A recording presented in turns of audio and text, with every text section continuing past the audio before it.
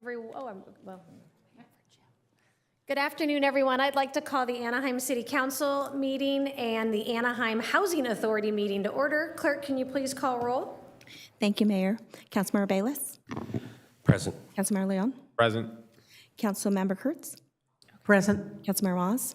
Present. Mayor Pro Tem Meeks? Here. Mayor Aiken? Present. Let the record show we have 6 members present. Are there any additions or deletions to our closed session agenda? Mayor, we do have one. Item number 3, conference with legal counsel anticipated litigation, has been removed from the closed session agenda.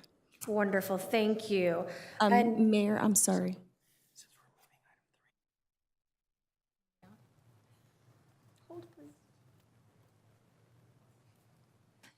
And Mayor and City Council, thank you from our City Attorney. Item number 3, we had an addition, originally called to order for the 2 agencies, the Council and the Housing Authority. For purposes of item number 3, because we are removing that, we'll just call to order the City Council. Okay, so do I need to recess the Anaheim Housing Authority? We'll just note for the record that we're only calling to order the City Council for purposes of the closed session. Wonderful, thank you. Duly noted. Do we have any public speakers for the closed session agenda? Mayor, we don't have any in-person speakers, and we didn't receive anything electronically. Okay, so I'm going to close the public comment section on the closed session agenda, and we will recess to closed session.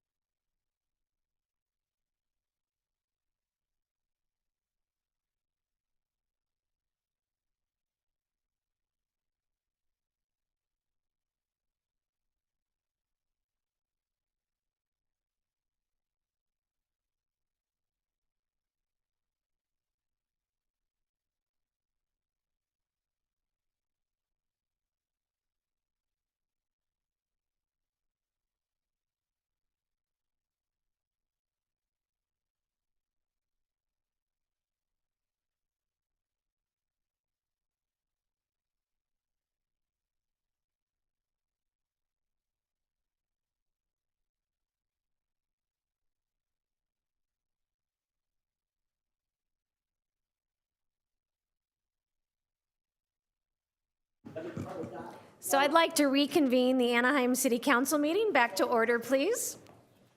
The first item on our agenda is an invocation that will be offered this evening by Pastor Ethan Hedberg from Ambassador Church. Following that, our Mayor Pro Tem Meeks will lead us in the flag salute.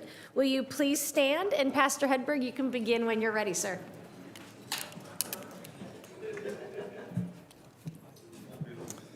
I can see you. Please join me in prayer. Heavenly Father, I want to thank you for this day that we have before us. And today we acknowledge your wisdom and justice and your love. Thank you for the privilege of being part of this community. And we thank you for all of our elected leaders here that have been entrusted with the responsibility of guiding Anaheim into our future. Lord, we ask that you grant this council wisdom beyond their own understanding. May their decisions be guided by integrity and justice and a heart for the people that they serve.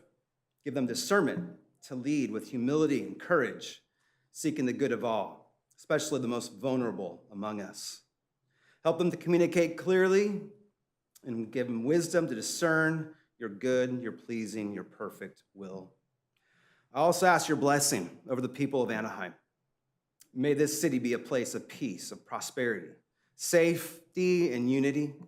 Pray that you would strengthen families, support our businesses, empower our schools, and provide for those in need. Let love, compassion, mercy, understanding shape our community so we may all flourish under your care. So, gracious Father, this is a very uncertain time in our culture, and we look to you to provide us stability, to our city, to our citizens, to those represented here. We entrust this meeting into your hands. May your will be done in this place. May we all bring you glory as we serve our neighbors with love. I ask this in your holy name. Amen. Amen. Thank you. In the Father, Son, and the Holy Thank Spirit. you. God bless you. Mayor Pro Tem, will you please begin when ready? Thank you. Today is a National Safety Day, so as we salute our flag, I'd like to acknowledge all the great work, not only our police and fire, but our public works, our utilities, and as we see many of our volunteers in our community here tonight, all of us work towards making our community safe for everyone. So, ready? Begin. Flag of the United States of America and to the republic for which it stands, one nation, under God, indivisible, with liberty and justice for all. God bless America, Father, Son, and Holy Spirit. God bless you for bringing that Bible. And God, keep me in prayer. My dad's throat cancer, my brother's blood cancer, my mother stayed in here, and my brother's taking care of Louisiana. And Baton Rouge. Good evening, everyone. I have the distinct pleasure of starting out by joining with our Cypress College College Foundation's Americana Awards and recognizing first Mr. Bharat Patel, whose family has owned the iconic Castle Inn and Suites in the Anaheim Resort for more than 50 years. He is a respected leader in our visitor economy, a deeply engaged member of our community, and a dear friend to a lot of the leaders on the dais behind me. He is one of those people that whenever one of our communities needs something, if we need toys for a toy drive, if we need Girl Scouts to get a tour, he never says no. And so we are so lucky to have him in our community, and I am so excited that you are being recognized for all of your family's long work in the city of Anaheim. Our next honoree needs no introduction, but I'm going to do it anyway. We get to recognize Laker legend and philanthropist A.C. Green, somebody I grew up watching with my dad all the time, who has spent his post-basketball career probably giving back to the community in more ways even than he did on the court. He has worked specifically with children, helping build leadership, self-esteem, as well as other skills, especially with our kids here in Anaheim. We are so proud to see both of you recognized and honored, with Bharat as Anaheim's Citizen of the Year and Mr. Green as Person of the Year for the wonderful Americana Awards. I would now like to invite up their fearless leader, Mr. Howard Coomerman, Executive Director of the Cypress College Foundation. Thank you so much, Honorable Mayor and members of the City Council. We are appreciative of being here today to help to recognize two of our community leaders and also talk to you about the Americana Awards Gala. Next slide, please. So over the 50 years, we are celebrating this year the 50th anniversary of our Americana Awards. This event not only recognizes our Citizens of the Year and Persons of the Year, but it raises much needed dollars for Cypress College students. We gave more than $500,000 last year in scholarships and emergency assistance, and it's because of events like this and the funds that we raise from the community to help our students, and that's why this event is doubly important. You'll see that more than 56 people have been honored over those 50 years. And currently, we have, and that number is actually old, that's from last semester, 3,352. This year, we have more than 4,000 students this semester attending Cypress College from the city of Anaheim. So the students from the city are very well represented at Cypress College. Now we can go to the next slide. In 2024, we recognized Jody Daly and Kevin Kidney for our Anaheim Citizens of the Year, with Bobby Stovall as our Person of the Year.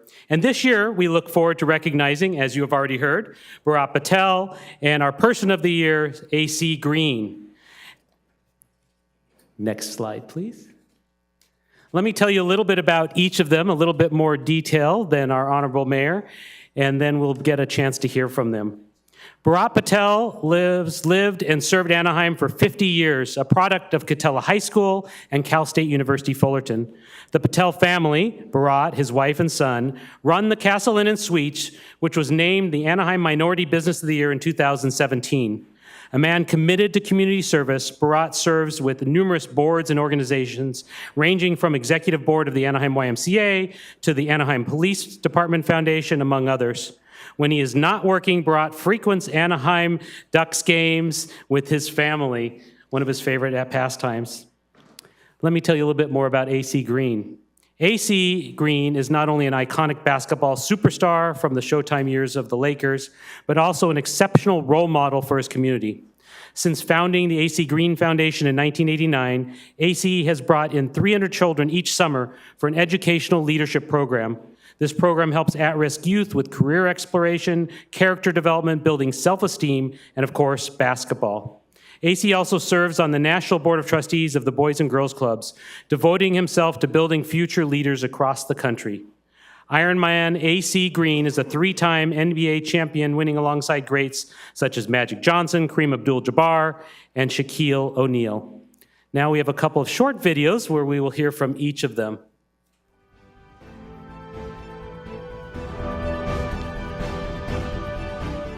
Hi, I'm AC Green, Americana Person of the Year.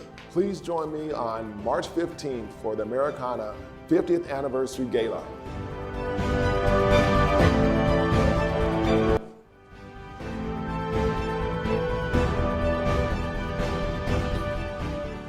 Hello, I'm Bharat Patel, Americana Citizen of the Year for Anaheim. Please join me on March 15th for the Americana Awards 50th Anniversary Gala.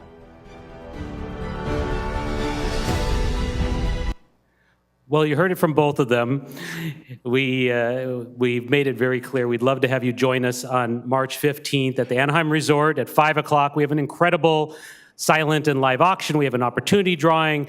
We have a lot of great activities that are taking place as we have the opportunity to recognize our Citizens of the Year and our Person of the Year. And now if I could invite each of them to come up and just say a couple of words to us here before we do the recognition with the mayor in the picture.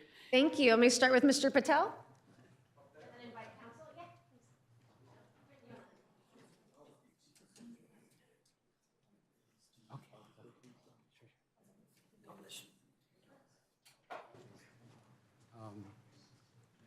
As you heard, my name is Bharat Patel, and our family has been in Anaheim for 50 years.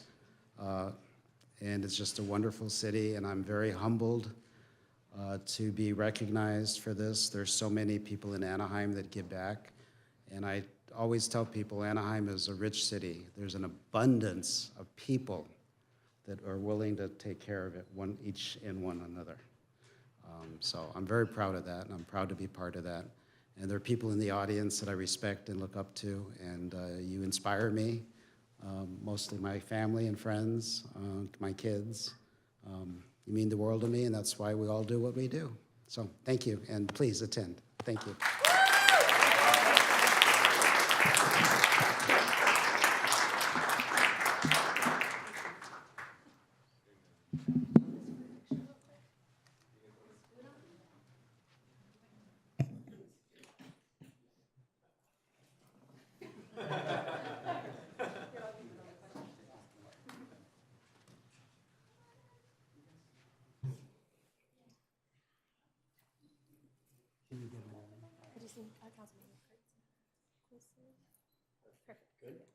First, if we can have you look here, and then we'll get all the other cameras. Perfect. Hold those smiles. Great. Everyone else?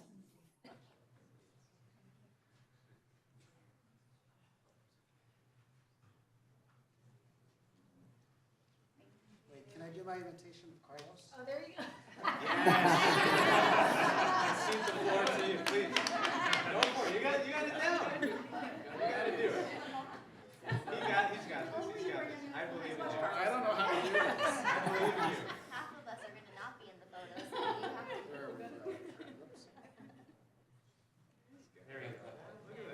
All right. Sorry, it's my big head in the front. 1, 2, 3. Oh. This is weird. We should have had Mr. Green do it. He probably has longer arms than me.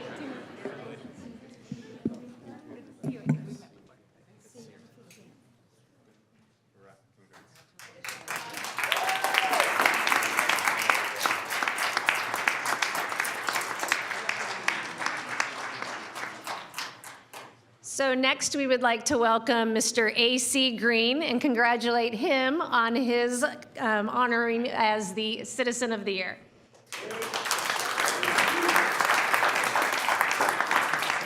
Congratulations. That's my size, sorry. It's all good.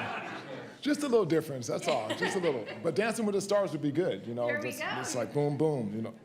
But hey, thank you all. I do appreciate everybody getting a chance to come out and showing your support and your love, as well as your concern for your city, and in all due respect, and as well as a thank you to Madam Mayor and all the council members standing behind me and the leaders also in this room. This is an important time, place, season in all of our lives, I really feel, and so I'm appreciative of the Americana Award itself and everything that's going on at Cypress, and just, you know, sometimes getting recognized and appreciated for things you do outside of the basketball round thing in your hand, you know, because honestly, it does, you know, as you had a chance to share, you know, it brings families together, it brings memories, and that lasts a lifetime. And I'm very happy to sort of play a part and have a role in that, playing with, you know, Kobe and Shaq and all those wonderful kind of guys, but also being able to really impact the community, impact lives, and change generations. That's really what makes my heart beat. That's what makes my heart bounce. And so thank you again. I appreciate it, and hopefully I'll get a chance to see you on May 15th, March 15th. Thank you.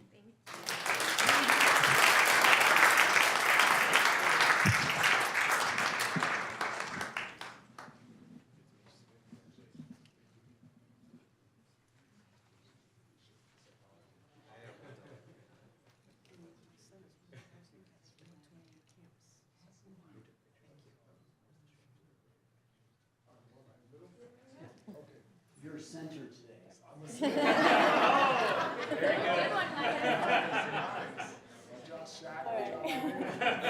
Everyone look at this camera. 1, 2, 3. Hold those smiles. Go ahead.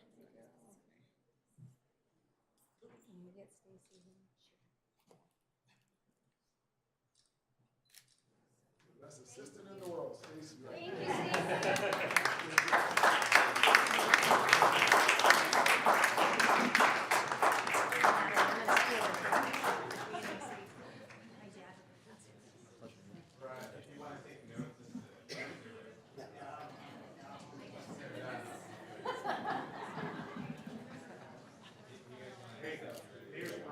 I'm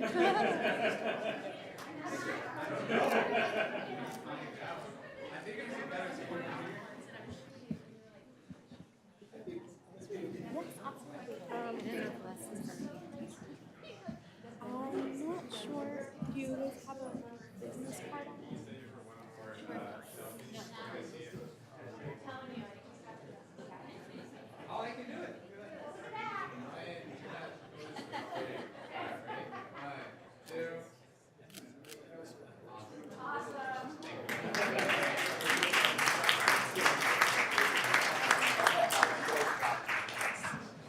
Tasty grapes. Thank you to everyone from our Cypress College community. So it is also my honor tonight to recognize and thank an extremely dedicated group of volunteers that we have here in Anaheim, whose commitment to the safety of their friends and neighbors is tantamount and truly embodies the spirit of Anaheim.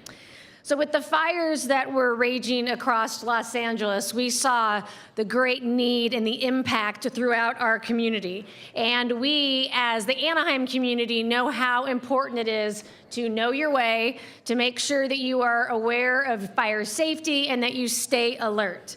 So during January's high windstorms that drove the LA fires, our trained fire watch team volunteered 311 hours patrolling the hills of East Anaheim. And it takes a lot of courage and commitment to put your community and others ahead of yourself. During the wind warning, our volunteers helped protect our neighborhoods and bring some peace of mind. Along with our own Anaheim Fire and Rescue, which was fully staffed, staged, and ready to respond, our trained fire watch volunteers were patrolling East Anaheim for any early signs of fire concerns. So to the Fire Watch team, we are deeply grateful for all of the hours that you dedicated to our community, and I'd like to give them a huge round of applause and thank you. You truly make a difference. Could you please join the council?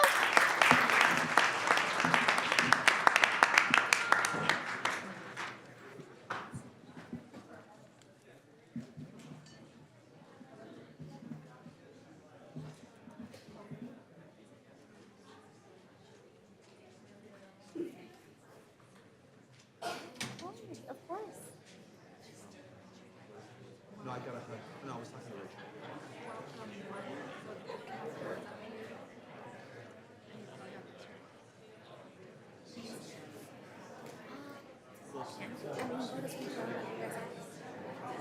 So let me know. Do you want me to try and get them in two? Something prepared, but in Sure. case the mayor already said something, it's. Or we can ask Mike. Yes. We're meeting with you for Tuesday, but you're not sure if the mayor already said something, but I'm excited.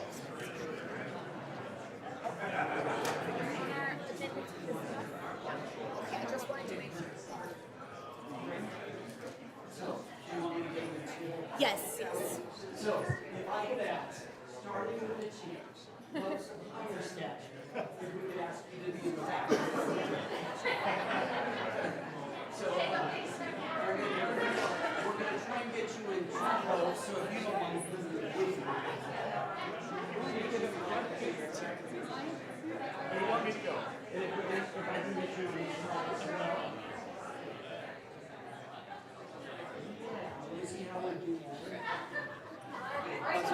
We could probably get a couple more people behind the second row. In the second row.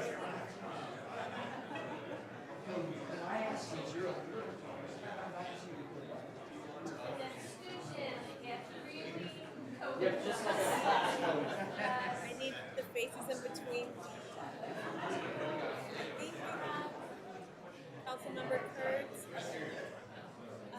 Gentleman in the back, second row. I can have him scoot to his left. Perfect. Okay. Big smiles, everyone. 1, 2, 3. Councilmember Leon's like right in the white. Oh, got I it. need him. It's okay. Just keep going. Got it. Got it. Thank you, everyone. Anyone else? Okay. Perfect. Thank you all. Got it.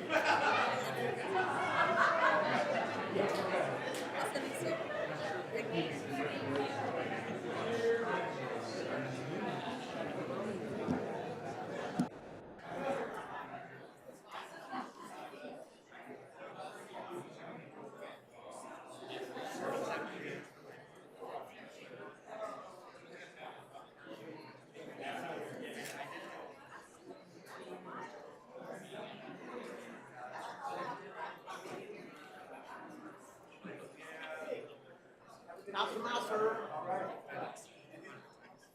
Outreach Homeless Ministries, God bless you.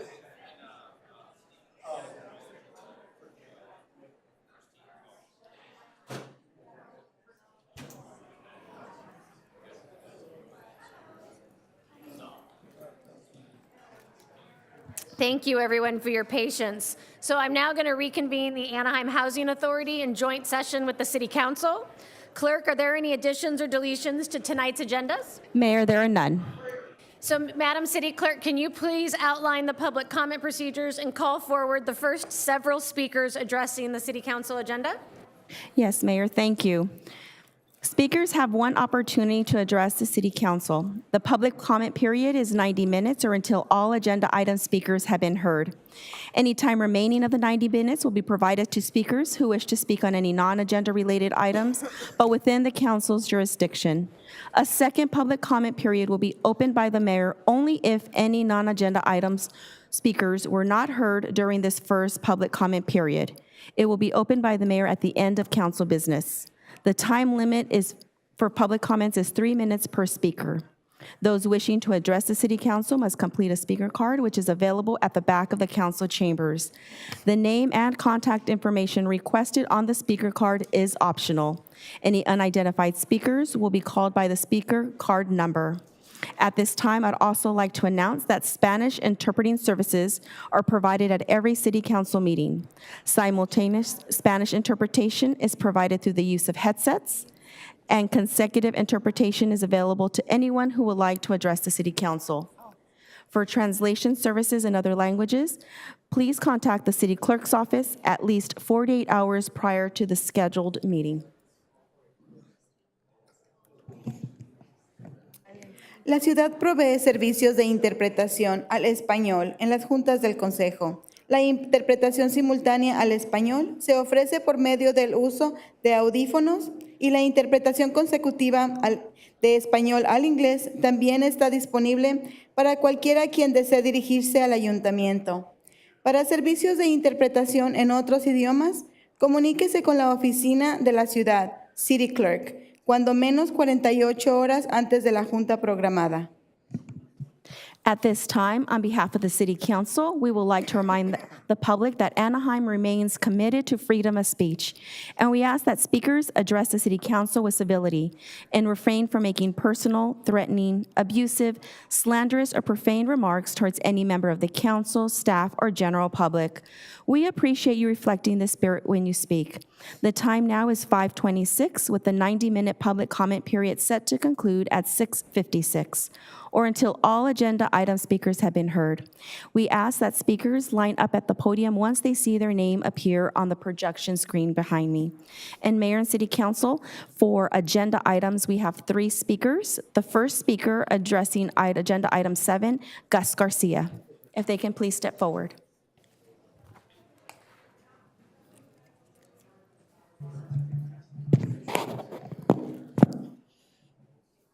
Good evening, Mayor, council members. Thank you for the opportunity to speak this evening. My name is Gus Garcia. I'm a senior investigator for the Center for Contract Compliance. At the center, we are dedicated to being a trustful resource for public works compliance and ensuring transparency remains a cornerstone during the contracting process. I would like to address consent calendar number 7, which involves recommendation to award contract to Big Ben. It is important to share that the contractor has a documented history of non-compliance, including multiple civil wage penalty assessments, as well as involvement in civil lawsuits related to labor law violations. Given this history, we respectfully urge the council to provide reassurance to the residents and the public that this contractor truly meets the city standards and qualifications for this contract. Ensuring that contractors are held to high standards protects not only the workers who build and maintain our community, but also safeguard the integrity of the city's procurement process. When workers are underpaid and their rights are compromised, it affects more than just their families, it impacts our entire community. Furthermore, when contractors do not adhere to fair labor practices, it often correlates in compromises in project quality, safety, and accountability. This can lead to increased risk, potential liabilities, and costly delays. By carefully considering this decision and holding contractors accountable, the council can reaffirm Anaheim's commitment to fair labor practices, fiscal responsibility, and the well-being of our community. We appreciate your attention to this matter and ongoing commitment to transparency and integrity in the contracting process. Thank you. Our next speaker, R. Joshua Collins.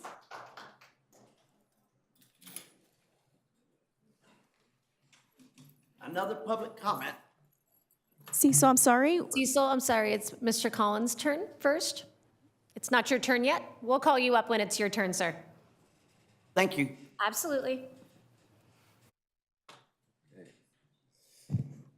Hello, my name is R. Joshua Collins, founder of Homeless Advocates for Christ. Just wanted to encourage everyone first and foremost to give their life to Jesus Christ, who died on the cross for us. As it says, behind you in God we trust.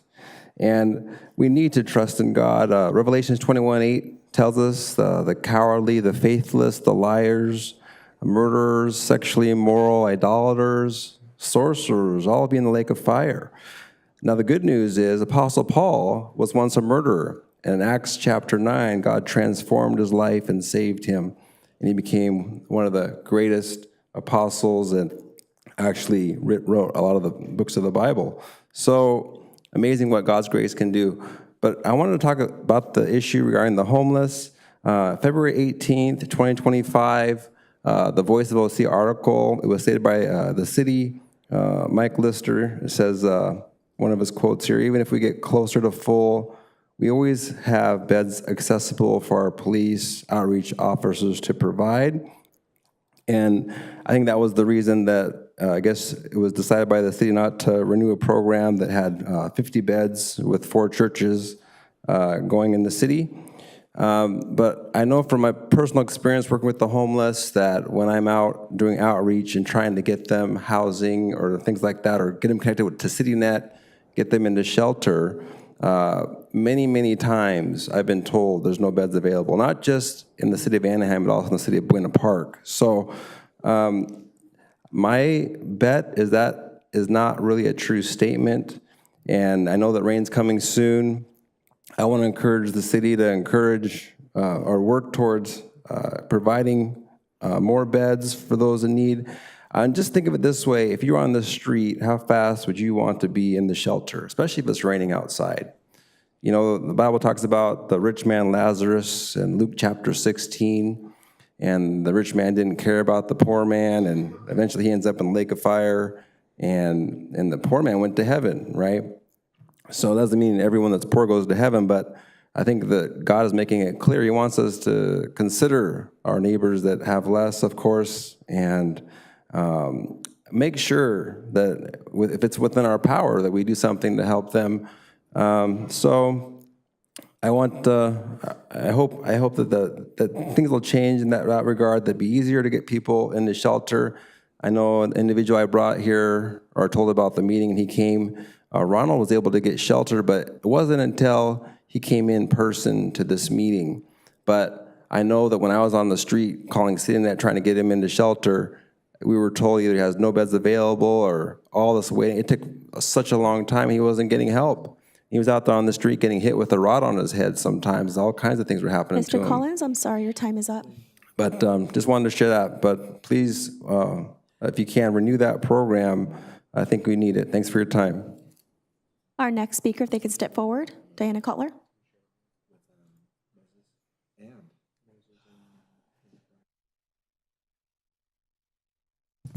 Good evening, Mayor and the City Council. I'm Diana Cutler. I'm the CEO for the Anaheim Transportation Network, and I'm here this evening to express our support and thank you for your consideration of agenda item number 10. As you know, ATN competes for federal discretional dollars, and these capital dollars are brought to our community to benefit our employees, our residents, and our visitors who choose to use our public transit system. I also want to express our sincere appreciation to the office of Congressman Lou Correa. You know that Congressman works tirelessly to bring this public transportation dollars to our community. With these efforts and your approval of the agreement today, we'll be able to remove 18 compressed natural gas buses from our fleet, the vehicles that have extended their useful life, and replace those vehicles with 15 zero-emission buses. These vehicles will provide incredible environmental benefit to our community and to our neighborhoods. With the approval of this agreement, our board of directors will be able to award an agreement to a bus manufacturer. We're planning to do that award as soon as possible. Also, as you may not be aware, but it takes about 18 to 24 months to receive a bus from the point of making an order to actually having the vehicle delivered to you to the front door. Given that with this time frame, we're very conscious that we will need this fleet for 2028 Summer Olympic Games, and we are hopeful that we can proceed with that in an expeditious manner.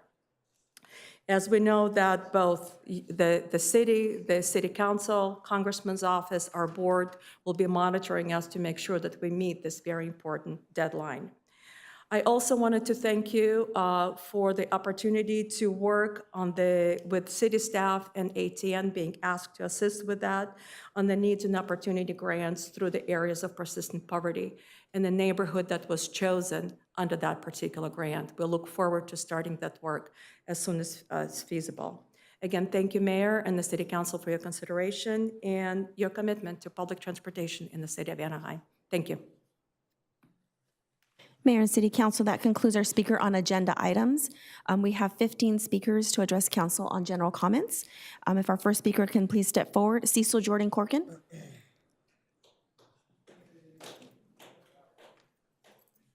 Another public comment. Outreach Homeless Ministries City Chaplain. I'm finding out some information I didn't know about Disney. They have porn cartoons on 48 on the Disney Junior channel. Now, if you're not aware of the illegal stuff about Disney, that's between you and the FBI and the courts.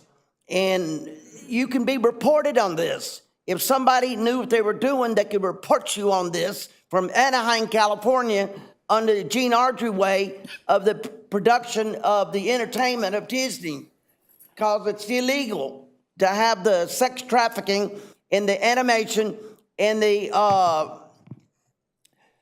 child porn, and it's illegal on the pedophiles.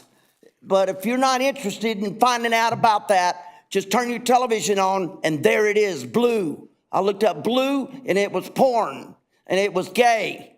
And I didn't know that at first. When I started watching it a few times and recorded it on my cell phone and watched it a couple times, I said, that's gay. And I found the outlines of that program, of the programs of the gay programs.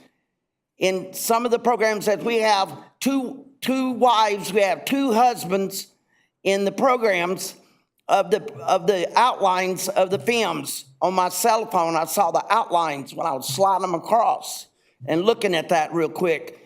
It was yesterday morning I was looking at it before my custodian showed up to clean up. And I told myself, I need to report this. I need to get this straightened out. Somebody needs to know. Anaheim's in trouble. We want to save Anaheim, make it safe. We don't want the children to be bombarded on something that the parents didn't know better. Some of the parents banned Disney from their household. In my Mouse Tales reports, there's a stack of pages like that that's been banned on Disney. A lot of statements that parents had banned it on Disney. I wanted the mayor to know about this.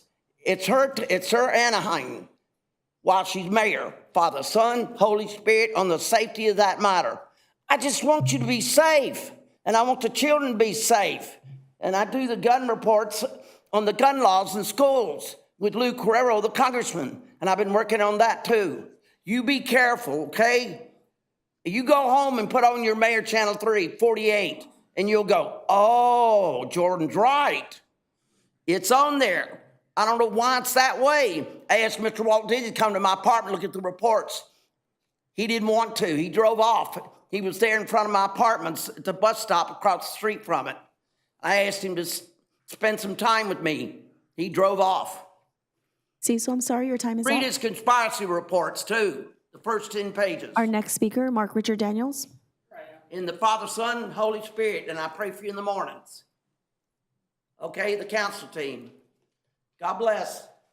And a reminder, Let's see what's gonna reminder happen to the now. speakers, once they see their name appear on the projection screen behind me, if they can please line up at the podium. God bless you in your safety. It's only up to you in the Gene Argue way. Thank you. Good evening, Mr. Daniel.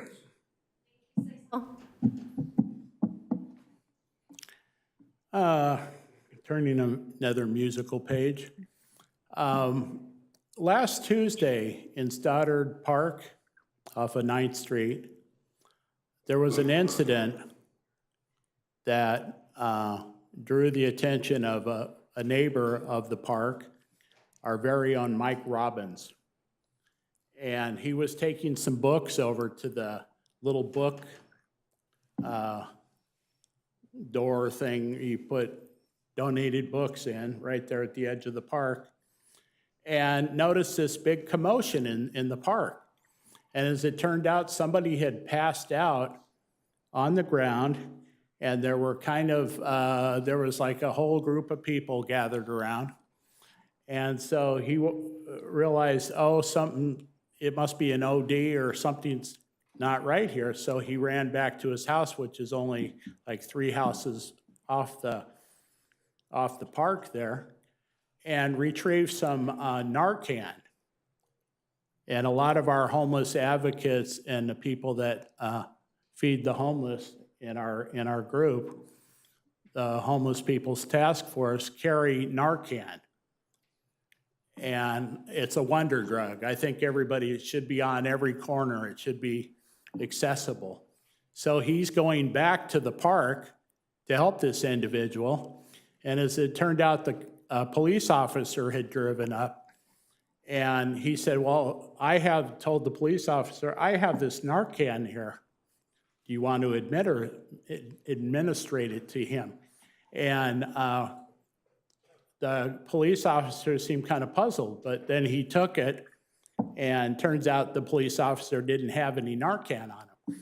So he administered it to the individual, and the man came right back to life, just like, you see in the movies. He just suddenly woke up, and his cousin evidently was on the other side of the park, came over and said, I told you should have stayed in rehab, and was chiding him. The man came back to life. Then by that time, the paramedics came, and they didn't seem to be in a hurry at the moment. And I think this city should honor Michael Robbins for his work, not having to do this, but wanting to do this. And I think anybody that does something of that magnitude should be applauded by this council and this city. Thank you. Thank you, Michael Robbins. That is all. Thank you.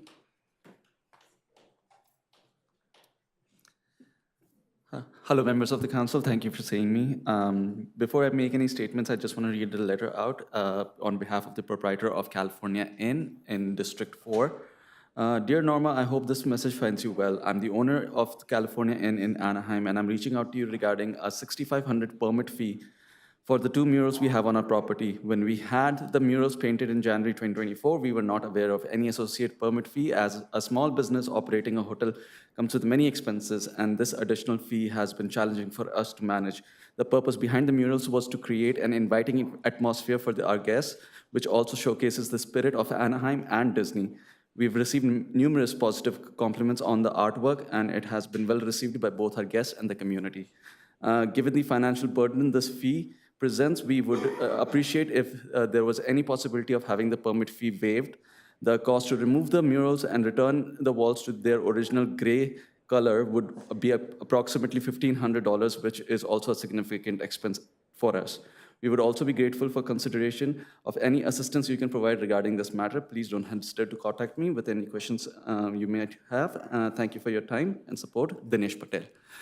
Furthermore, I can also tell you that I have 4 letters signed by 4 businesses who are in support of the 2 murals, the Tulum Restaurant, the Martha's Hair Salon, Vaughn's Liquor, and obviously California Inn.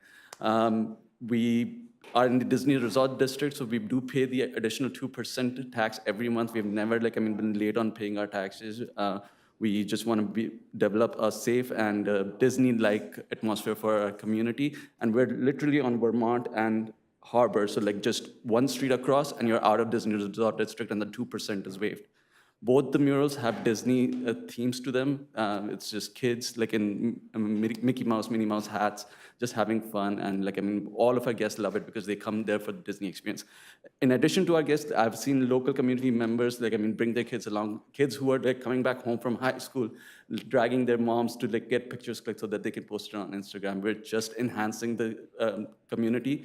And one of the reasons why we put those murals up was because we were behind a liquor store.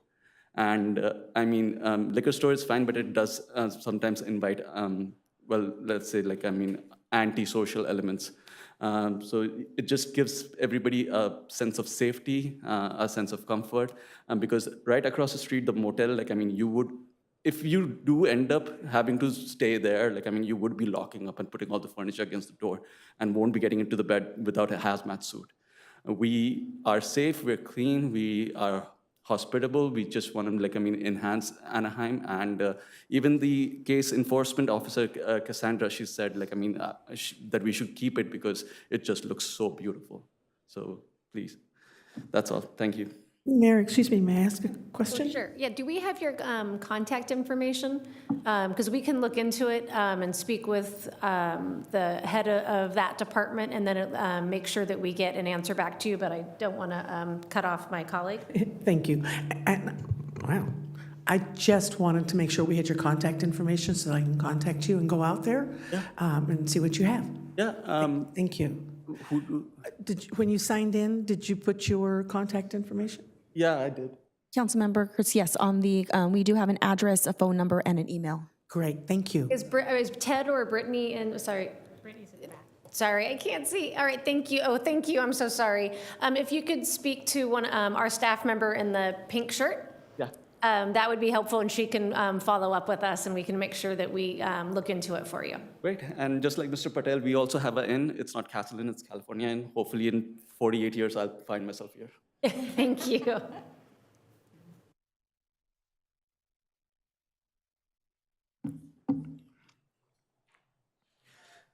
Good evening, Mayor and City Council members. First of all, I would like to apologize in advance if I stutter, have a lisp. I was at the dentist 30 minutes ago, and the left side of my mouth is still numb. My name is Yael Campuzano. I'm a sophomore in the AUHSD district, and I'm one of the youth organizers for the OC Youth Movement. The OC Youth Movement is a youth-led protest by the students of Anaheim who are protesting deportation issues. We, the youth, are taking a stand against the cruel and unjust deportation policies that tear families apart and criminalize our communities. We refuse to stay silent while our friends, neighbors, and loved ones live in fear of being ripped away from the only home they have ever known. This protest is not just another demonstration. It is a movement led by young people who are tired of watching politicians ignore our voices. We demand an immigration system rooted in justice, compassion, and dignity. We are not just the future. We are the present, and we will not stop fighting until every immigrant in our country is able to live freely and without fear. Our generation will not be silenced. We are loud, we are united, and we are demanding change now. Thank you for your time.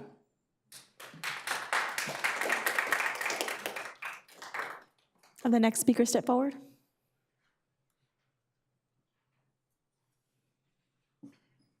Madam Mayor, council members, my name is Cassandra Garcia, and I am a senior at Savannah High School.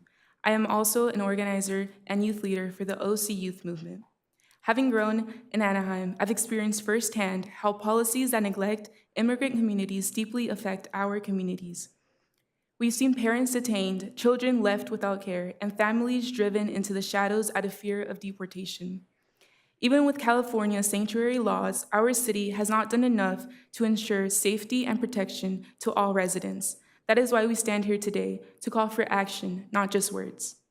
Our community needs public commitment from city officials, so we ask that you all take a clear stance and take a public position in support of immigrant communities and against mass deportation policies. Specifically, we request the following actions. We ask that you enhance legal protections for immigrants in the welcoming city ordinance. This includes explicitly prohibiting local law enforcement from detaining individuals for ICE or complying with federal immigration requests, and ensuring that immigration status is not asked during city services, along with a strong language discouraging any cooperation with ICE. In addition, we ask that you host online Know Your Rights workshops to provide residents with accurate information and a safe space for them to ask questions. Through these workshops, we will empower our community members with the resources to help them navigate through this injustice.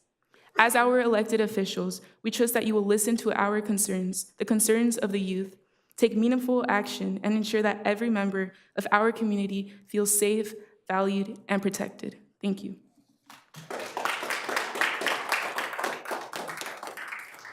Our next speaker.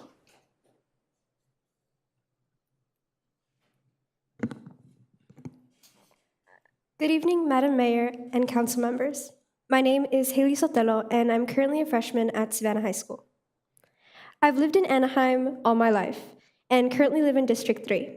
I've come to call Anaheim my home, proudly so. I'm also an organizer for the OC Youth Movement, and today I stand on behalf of my community and fellow youth.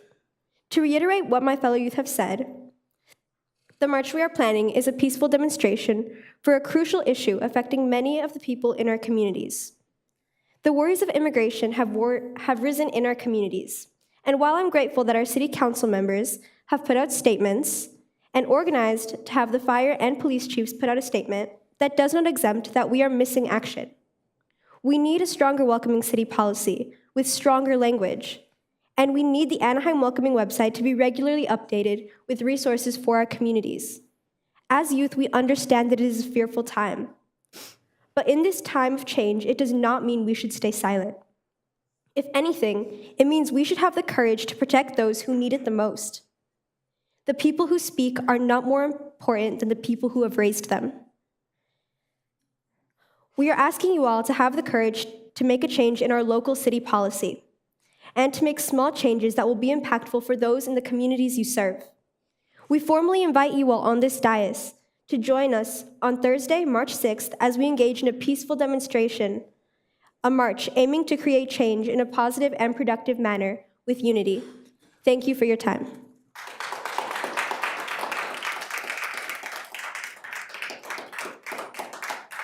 Thank you. And I just want to applaud those students that came here. I know that even for seasoned professionals, it can be intimidating. And congratulations, you are all very well spoken and very well thought out.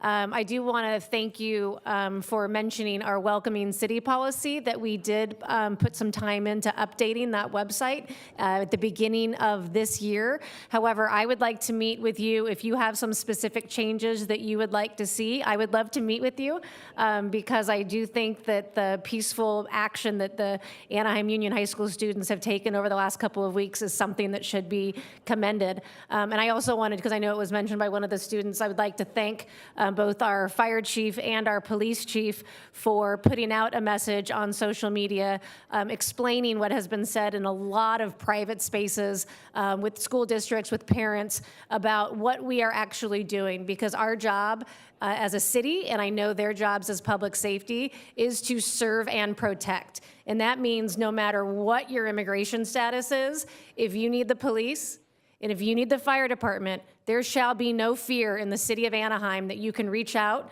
to our public safety, to any city department that we have. That is part of the welcoming city policy, and I know it's something that is felt very, very strongly.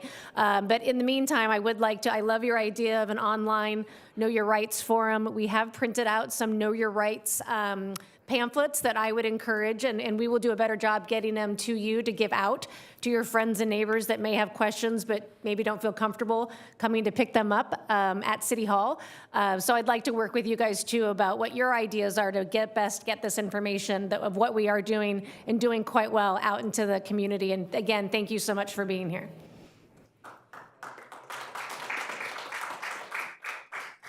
City Council, Mayor, that's really nice where you're helping the immigrants, but you don't help this American, what your country did to me. Anyway, here it is right here. None is righteous, no, not one at all, okay? No one understands, no one seeks for God. All have turned aside together. They have become worthless.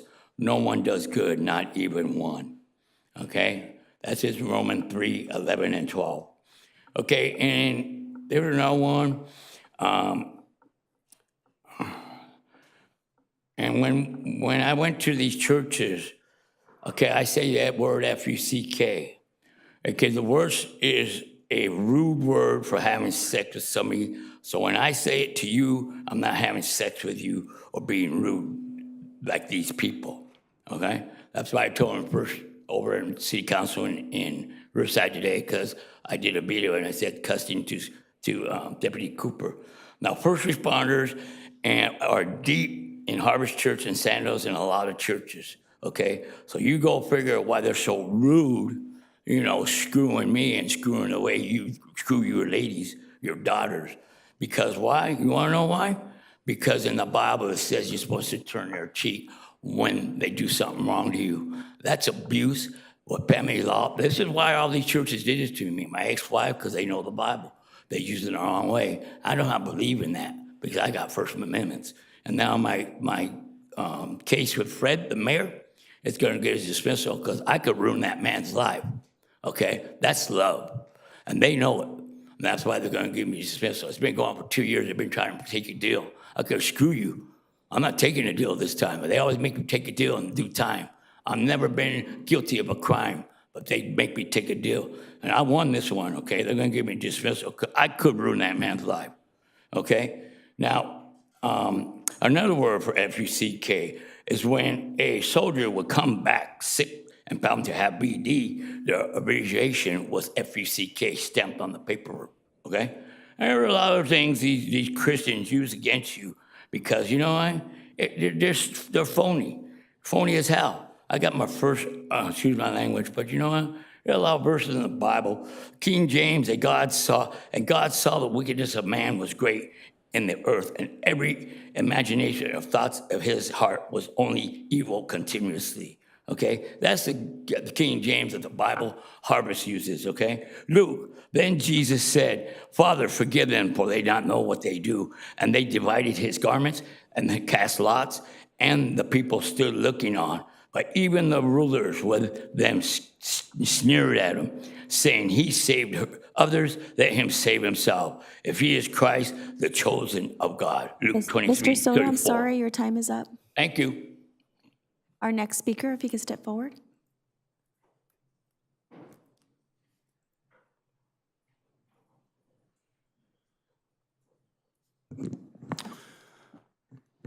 Matthew Duncan, and for what it's worth, yesterday was World Wildlife Day. So, as Anaheim approaches the 8-year mark in its coyote trap and killing gas chambers plan, I'd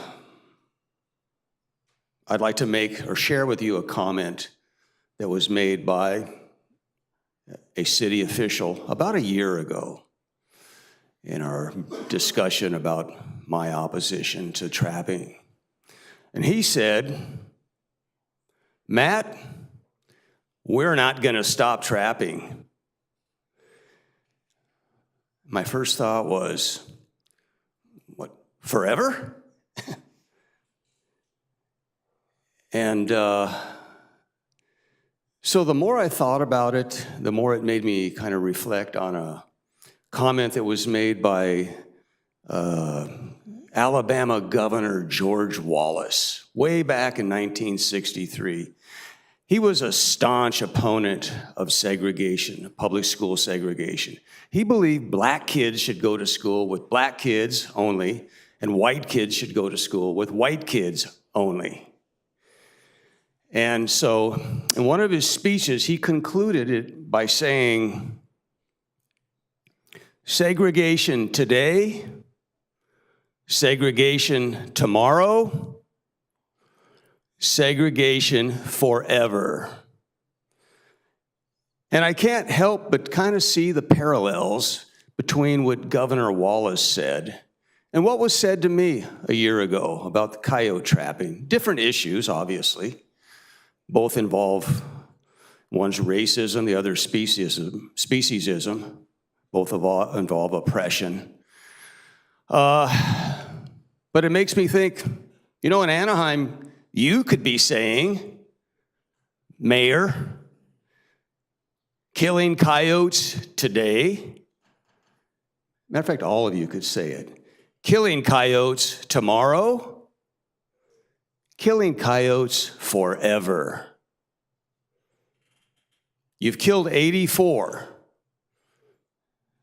not counting the coyotes killed in 2025. And we'll talk more about that. I've already talked about it, but I'm running out of time. But just to note, postscript, Governor Wallace did evolve, and he eventually said, I was wrong.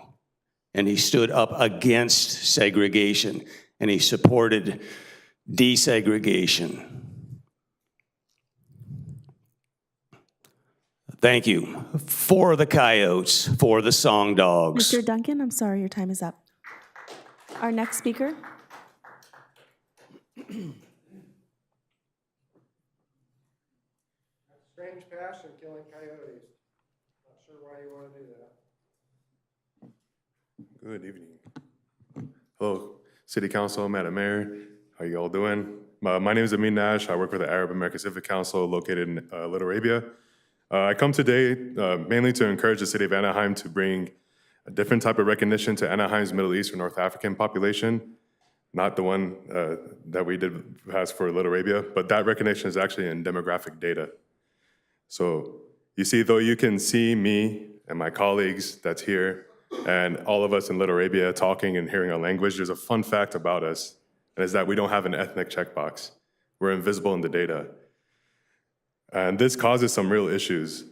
Some of you might have been there before when somebody asks you, what's the number of Arabs, Iranians, Armenians, North Africans in your district, and you just don't know. And that's because we don't exist. We're invisible in the data. But this causes serious problems for our community.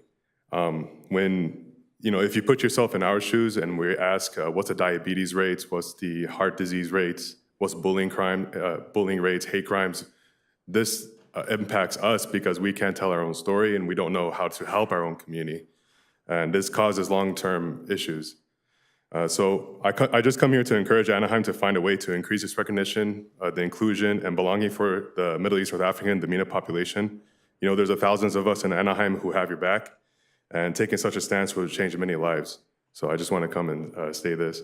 And also, I know I talked to City Council or Council Member Leon about this, but on Brookhurst, I know you guys have plans about adding medians and stuff like that, but there was a really bad car accident on Brookhurst the other day, and I hope you guys will consider, trying to expedite some of these medians, because it'll help the community in the long run. But thank you all. Our next speaker.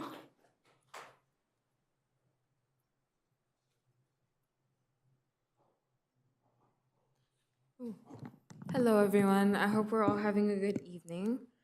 My name is Aya Bazizi. I'm a resident of Anaheim, California. I'm an alumni of Anaheim Union High School District. I've served the Anaheim community. I work with Cal State Fullerton and programs partnered with AUHSD.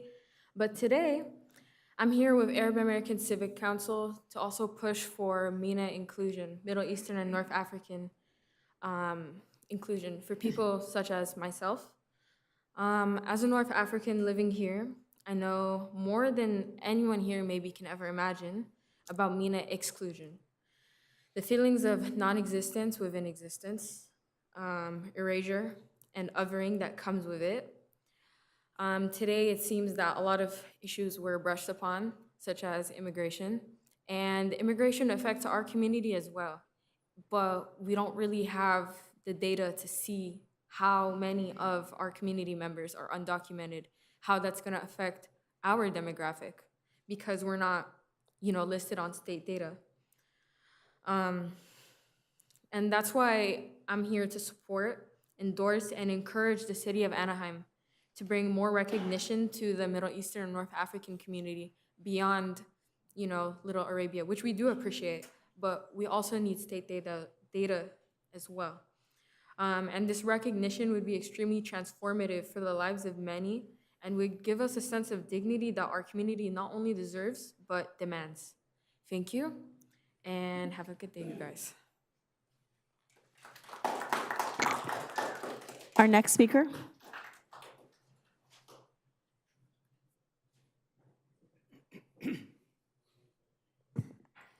Happy day. When a person stands here and speaks, they're not just standing there themselves, it's their entire family. And you can tell a lot about a person just by looking at them, in a sense. You can go, hey, your mom taught you how to dress, right? Your mom taught you how to slouch. Your mom taught you how to look off into the distance when people try and talk to you about important issues. Your mom taught you how to cheer. What did your moms teach you? How to ignore people? One of them, their mom taught them how to file a police report, get a restraining order against somebody, and then go knock on their door and ask them to vote for them. You're all doing something that you want to do. You seem to have this passion. I filed reports because Officer Michael Kuhn of the Anaheim Police Department openly stated that Polish people and Jewish people are nigger. All of you find that acceptable. Did you learn to find that acceptable by your mother? Did she teach you that passion to use hate to determine how to make decisions? To use the word nigger to describe your constituents? I reported human trafficking. Human trafficking. Should people who witness human trafficking and come down here, should they be afraid of being labeled mentally ill and locked up? I mean, is that what the human trafficking marketing is for? Running your own little scam where, hey, if you see a crime, come down and report it, and then you get arrested because you witnessed a crime. This is an elderly gentleman. Would any of you going to grow gray hairs maybe, and you want to end up being locked up because you reported a crime? Wanted to make the community better? Is that your stand? Is that your passion? You want to have police officers who call people nigger, and you want to have police officers who label witnesses who come down to report crimes to you as mentally ill. Because I'll share with you, I have a Polish ancestry, and it's very clear, y'all are Nazis. And not just regular, normal, run-of-the-mill Nazis who, happen to be seeing these actions go on. You're Nazi whores. You're fully embracing this hate for your own people. Not one of you have had the courage, your Navy parents, not one of you have had the courage to face the community and make it better. And you use hate. Officer Kuna is in charge of Anaheim calling people niggers, and you agree. That's your passion that makes you Nazis. Mr. K, your time is up. Is that what your mother wants?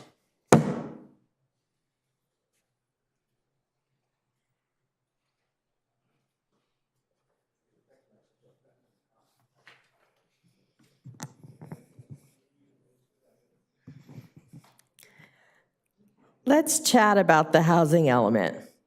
The Housing Element Update Committee roster that's shown on the city's website lists 15 members representing different interests, including affordable housing, the building industry, for-profit and nonprofit housing developments, shelters and permanent supportive housing, senior housing, the disabled community, as well as 7 Anaheim residents.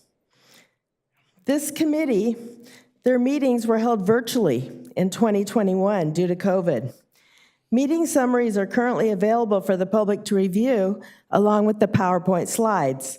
Each summary includes questions asked during the meetings, but does not provide any information on the answers. The recordings of each meeting are not available, leaving the public with more questions than answers. After reviewing each meeting summary, it appears that Todd Ament was a member of this committee. So in actuality, the original committee was made up of 16 members. Now for the questions. Why and when was Todd Ament's name removed? Could it have been around the time the FBI called him the gatekeeper to Mayor Sadu?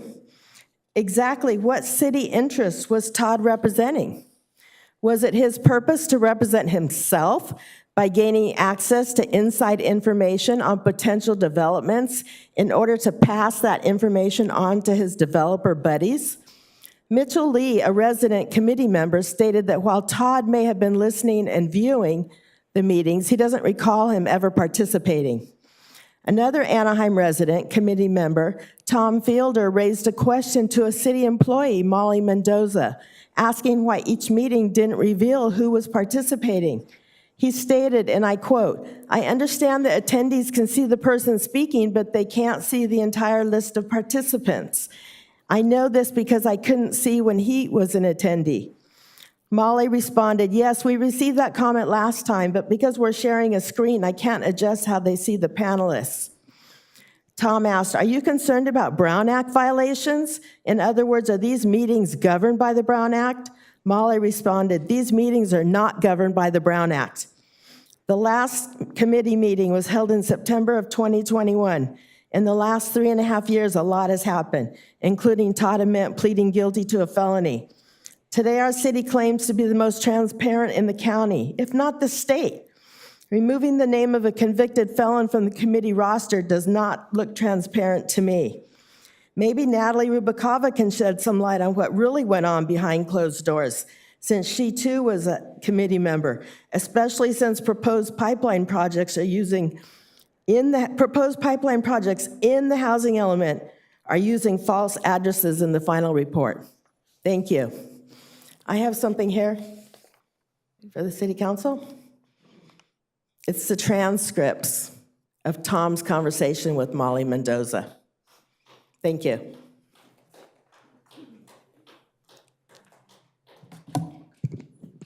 Good evening. Tonight, as many young people in our city are watching the president take the stage and use his power to dehumanize our families, vilify our existence, and make us feel like we do not belong in the only home we've ever known. We hear him speak about us not as people with dreams, dignity, and inherent worth, but as problems to be dealt with, as threats to be contained, as burdens on a country that we help sustain every day. And in the face of that, these young people are making a choice of their own, to organize, to speak, to demand better, not just from Washington, but from you.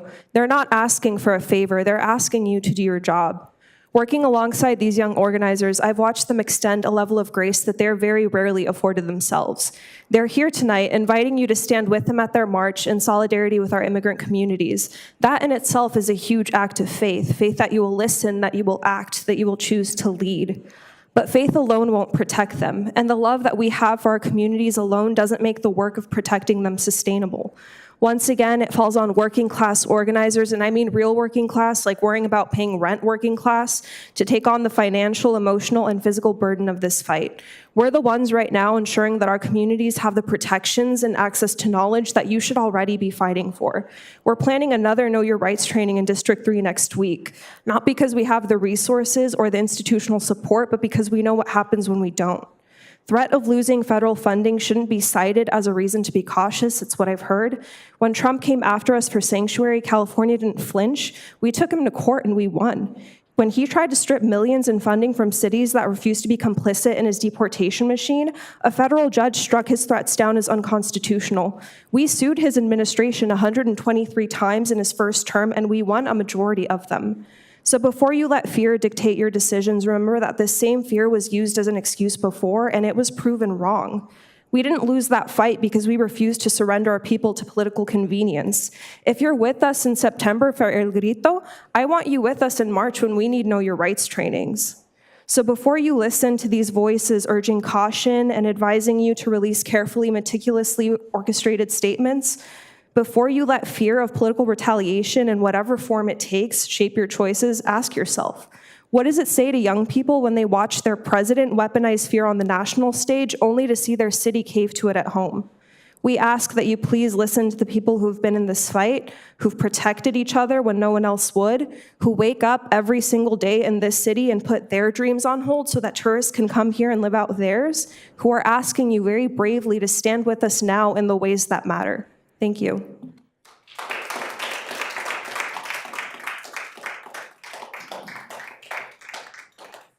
All right, good evening, Mayor and City Council.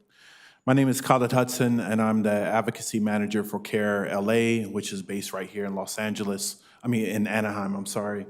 And I just wanted to ask for your support on the resolution, the MENA resolution. Many of our clients are from the Middle East and North Africa, and we believe that it's important for them to be able to identify themselves in any way that makes sense, right? That to be able to acknowledge who they are and their culture and their identity in order to get the resources that they need. And so just wanted to share a brief little story. This is, I'm coming back to Anaheim after being gone for 30 years. I was here, I left after my freshman year in high school in Loera High School. And one of the fond memories that I had was the diversity of my friend group. People from all over, Vietnamese, Japanese, Hispanic, white American, Italian. And those memories is something that I've carried with me everywhere in the world that I've been since. And one of the most inspiring things of being back now as a Muslim is to see how prominent the Muslim community is here in Anaheim, that they have a Little Arabia and the restaurants and prominent institutions like CARE and the different mosques. And so I think to support this resolution is just another opportunity for you all to continue to support members of this here community. So once again, I ask you to support that. And I also will use just the last little bit of my time just to support the youth that are here, that have lifted up their voices around the issues around immigration. I was here in '94 when Proposition 187 was going on, and I remember a lot of my classmates walking out of class to protest and to make a stand for their community. And I'm inspired by the young people that are here tonight, and I'm inspired by what you shared, Mayor, and wanting to hear from them. And I just really hope that we as a community could figure something out to support every member of our community. Thank you. And I just got a few documents here, just a bullying report we did a couple years ago, and you'll find the folks that reported the most bullying was the MENA community. Thank you.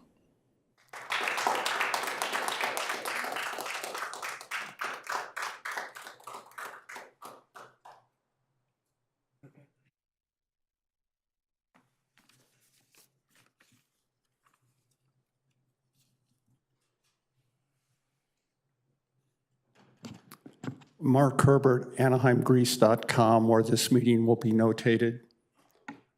I'm working on the Planning Commission from last week, and I'm speaking from the notes I've made there today.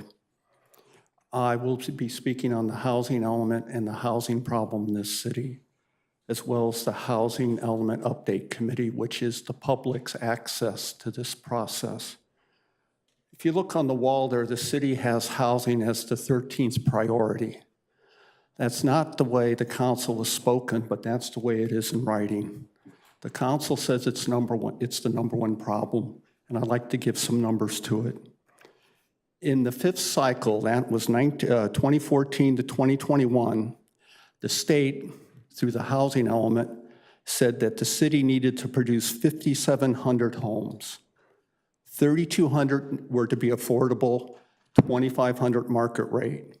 At the end of 2021, the city had built 453 affordable units, 14% of what they were asked to do. We're in the sixth cycle now, 2021 to 2029. The state now says our target is 17,453 units, 9,100 affordable, 8,300 market rate. As of today, 3 years in, the city has produced 498 units. That is 5.4% of what they need to reach.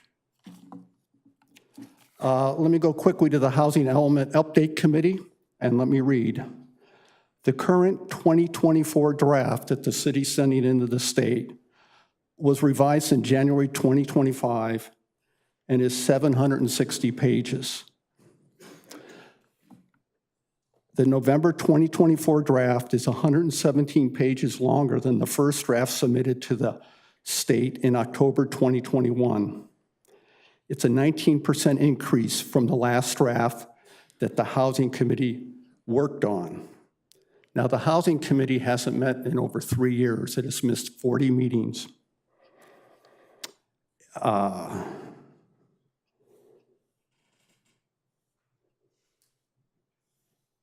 The shutdown of the Housing Element Update Committee started with the council led by former mayor and convicted felon Harry Sidhu.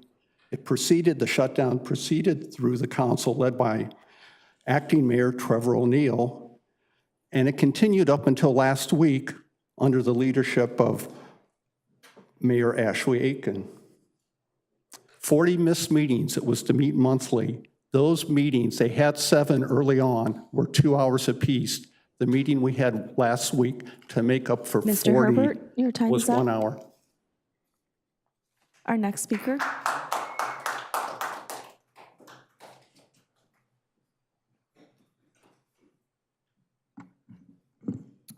Good afternoon, Honorable Mayor and City Council members. My name is Marisol Ramirez, Interim Co-Executive Director at Orange County Communities, Organized for Responsible Development. As a lifelong Anaheim resident and community organizer, I stand before you today in solidarity with concerned youth and citizens, because when people call, we answer. While we appreciate the very recent statements from the Council expressing support for diversity and unity, words alone are insufficient. Our community needs concrete action, specifically a stronger welcoming Anaheim ordinance with robust protections for our immigrant neighbors who make up nearly 40% of our city's population. It's concerning that these statements only emerged a few days ago after the recent news of the youth planning this march on Thursday. Real leadership requires proactive policies and not just reactive statements. Our census data speaks for itself. Approximately 38 to 40% of Anaheim's population is foreign-born. Hispanic Latino residents make up about 53 to 55% of our population, and over 50% of households speak a language other than English at home. Our city of Anaheim has one of the largest Hispanic populations in Orange County, and our immigrant population contributes significantly to the city's workforce, particularly in tourism, manufacturing, and service sector industries that are the backbone of our local economy. It's incredibly disappointing to witness council members that are quick to appear at charity events for photo ops, but where are you when it comes to enacting protective policies for your constituents? Does Anaheim oppose mass deportation policies? Will you commit to modifying the city budget to fund education and services for vulnerable communities during such a critical time in our nation? Will you ensure our city's Welcoming Anaheim website contains updated Know Your Rights information? We're not asking for press releases or photo ops or even public statements. We're asking for action. We demand that you formally place these items on the agenda for discussion. Our diverse community is Anaheim's greatest strength, and it's time for our city government to demonstrate that through policy, that you truly believe in this, not just passively through proclamations. Thank you for your time.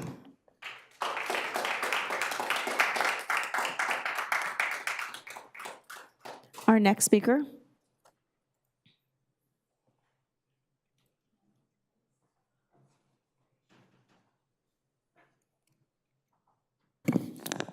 Good evening, everyone. Giving honor to God.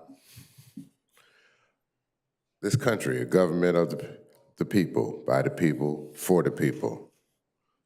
But today, we have an attack on a certain people. We have an attack on human rights. We have an attack on the middle class and the lower class. The hard working class, the class that really built this country and this city in Anaheim. So what am I talking about? Rent control. When a city is more secure with their rent, The residents are more secure. The city is more secure. The children are more secure. So now we have children under attack. I look at this major attack like when I went back to college and I studied the Holocaust. There was a part in there that said, you know what? I wish I would have spoke up for them because it was them first. Now I wish it was somebody to speak up for me. The point of it is that these are trying times, and it's trying times on our government. And you as government officials should go ahead and be sympathetic towards the masses of the people, because the masses of the people are under attack. The rich is going ahead and lead to get richer while the poor is getting poorer. Those of us who have done well in life, we shouldn't go in, close our door, and act like that problem is not going to ever affect us. In Ventura, about 5 years ago, a man walked past a homeless man with his wife and children. The homeless man ended up killing him in the restaurant. It affects us. We are putting money over humans. Money over humans. And all I have to say is this right here, we're all gonna be accounted one day. And that line is very slim, one by one. And as much is given, much is expected. You are in the power to do, assist, but you have to go ahead and commingle all of the other things that do not want you to take care of that business. So, God bless you. I'm gonna get on out of here. Everybody be safe. Thank you. Our next speaker.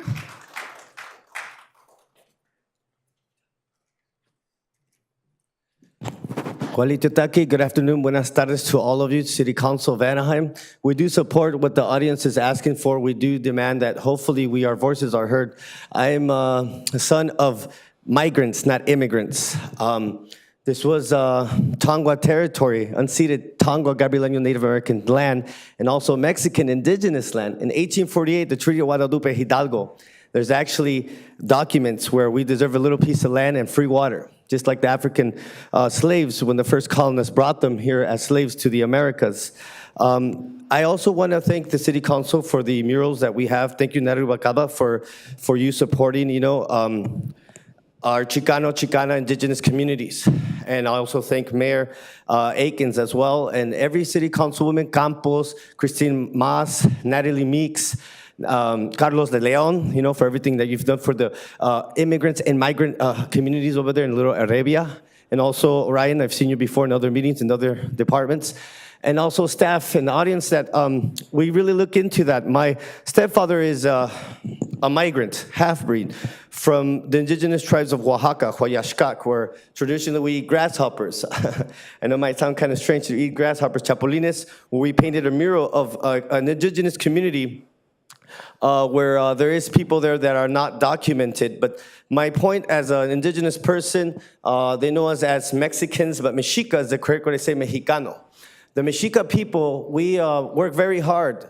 We're the ones that clean the restrooms in Disney, in these buildings, in federal classrooms, in the school systems. And I think we deserve a little bit of respect, and I encourage you from the bottom of my heart, our hearts, our Yolotzin Corazon, that we put this as an item agenda, that this gets approved, that really, that it shows that you care, that you show us respect.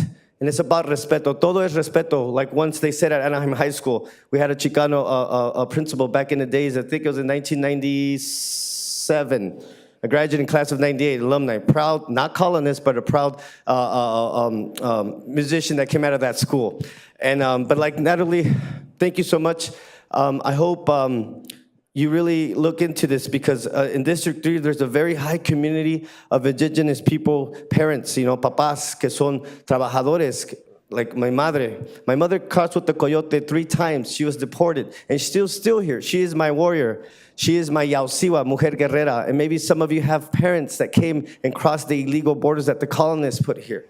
The colonist policies, the colonist laws, colonist churches, the colonist prison systems. I'm not gonna get too into it. I'm getting poetic here, but I really wanna take the time to say, Henna he navuram, henna he navuram, henna he yo. May the dolphins hear us in the oceans. Tesokomati, thank you. Aho. So Mayor, Thank you for donating $60 for our mural at Little People's Park, Brother Soto. Thank you a lot. Mayor and City Council, that concludes our in-person speakers. Noting for the record that we did get 12 electronic public comments that were distributed to City Council as well as posted on the city's website, and it can be located at anaheim.net/public comment. Thank you. So we are now going to close the public comment portion of the meeting and move to council communications. Are there any council members that have items to share? Councilmember Kurtz? Thank you, Madam Mayor. I think I have a couple of slides.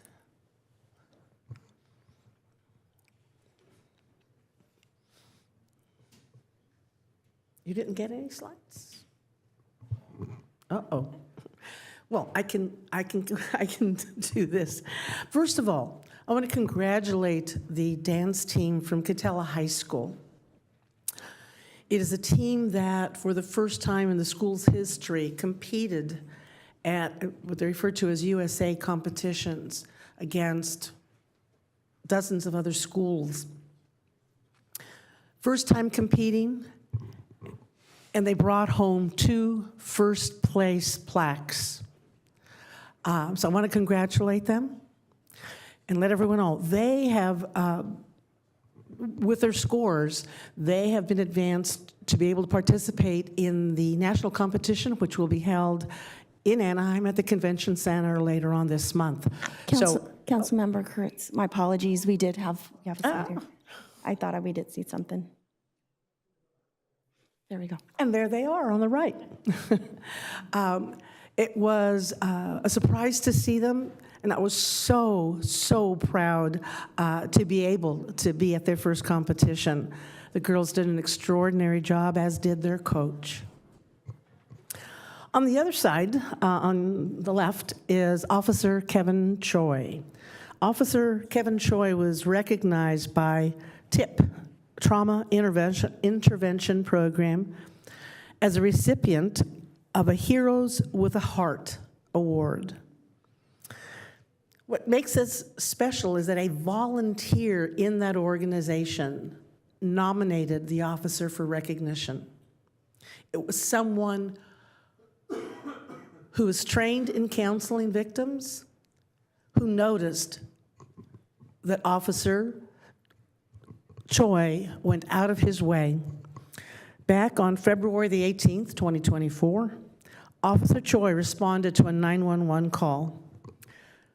A resident had overdosed, and 12 family members were there in the chaos while the poor man was dying. Among the 12 family members that were there was his 19-year-old son. You can well imagine the impact that that event had on that son. Officer Choi did what he had to do as a police officer, but he took his time, pulled the boy aside, sat with him, talked to him, calmed him down, and did not leave his side until a counselor arrived and was able to take over. That family is forever grateful.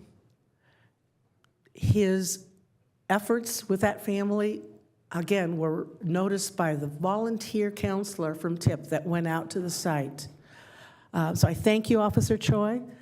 He also mentioned to me that he is a patrol officer, loves to stop as he's driving around when there's kids playing in the street, playing soccer, stops to join them for a few minutes, lets him go into his patrol car to see what the car looks like, because he wants to be a better patrol officer. He's a lateral from the city of Gardena, and he came to Anaheim because of the opportunity to work in the community in Anaheim. So thank you, Officer Kevin Choi. I think I have one more slide. I had the opportunity to host a District 4 community meeting at Roosevelt Elementary School. Just want to thank the participants that went, learned about some of the things going on in the east side of the district.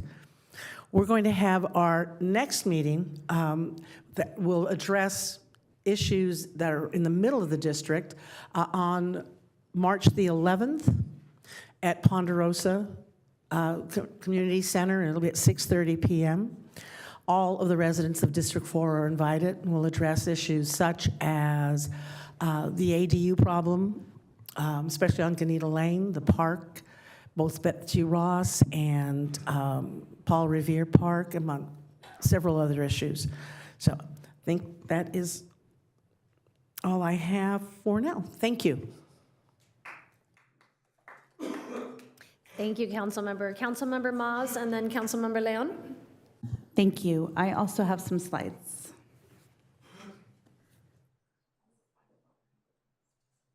Starting with South Talks. So South Junior High hosted a soapbox speech competition where students shared their concerns, ideas, and passions, and it was a pleasure to listen to all of the youth there as it was to listen to them today. Thank you. The active older adult group here in our city is very engaged and throws a heck of a party. I attended their Academy Awards celebration on Friday. They also had a Mardi Gras celebration earlier in the month. Again, I applaud Maureen Richardson and her staff for providing these opportunities for our older adults in Anaheim to have fun, to engage. I also learned that Anaheim Community Center is known for having a great dance floor. We had Youth and Government Day on February 19th. This is simply an opportunity for our youth to get engaged here at the city and to have a better understanding of the different departments. Our focus this year was on public safety, and we appreciate all the departments who carved out some time to spend with our youth. A few pictures here. We have the Anaheim Union High School District's Black History Celebration that took place last Friday. Shout out to Mr. Carlo Davis for putting that on. We also had a wonderful resource fair at Catella High School this past Saturday. All credit goes to the students and staff there at the high school. I do want to thank the Anaheim departments that were there to share resources. So thank you to the Anaheim Police Department, Anaheim Fire, Project SAY, the Anaheim Housing Authority, Public Utilities, Neighborhood Services, Community Services, and we also had guests from the Angels and the Ducks. And just this afternoon, we had a groundbreaking ceremony at Station 12. So Fire Station 12 will be in the Platinum Triangle. We are really excited to have this new station here to reduce response times. And it's just a reminder, Anaheim's commitment to public safety as we grow. That's all I have, I believe. Thank you. Councilmember Leon and then Councilmember Rubalcaba. Thank you, Madam Mayor. I want to start off by congratulating, super excited to announce this, congratulating our Public Works Department, who was recently awarded $5,021,100 in Highway Safety Improvement Program funds for the Brooker Street Median Safety Project. This project will design and construct raised medians along Brooker Street between Ball Road to the south and Sequoia Avenue to the north and through Little Arabia. Raised medians will improve corridor safety by restricting or eliminating certain vehicular movements, thereby reducing conflict points. Thank you to our Public Works Department, as well as our Little Arabia Ad Hoc Committee, Mayor and Councilmember Kurtz, for all the continued efforts as we work towards revitalizing the Brookers Corridor and West Anaheim. I also had the opportunity to jump on our police helicopter, not off our police helicopter, with Mayor Pro Tem Meeks and Public Works Director Imami to tour and learn more about some of the infrastructure and traffic concerns that were raised by residents here a few months ago.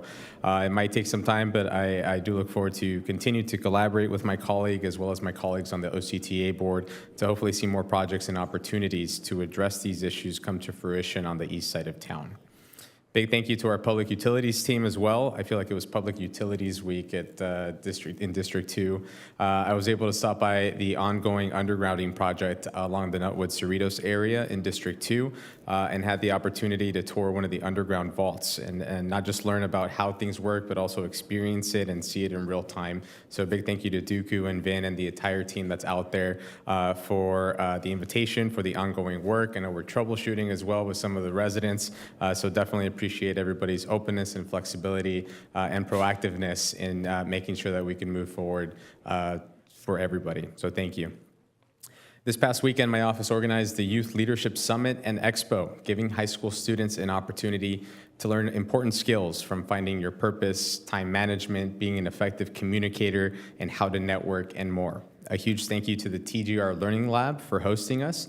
I think some of our students are here as well. All of our exhibitors who came out to be a part of it, all of the students, and of course our speakers who did an amazing job in engaging with our students and answering their questions.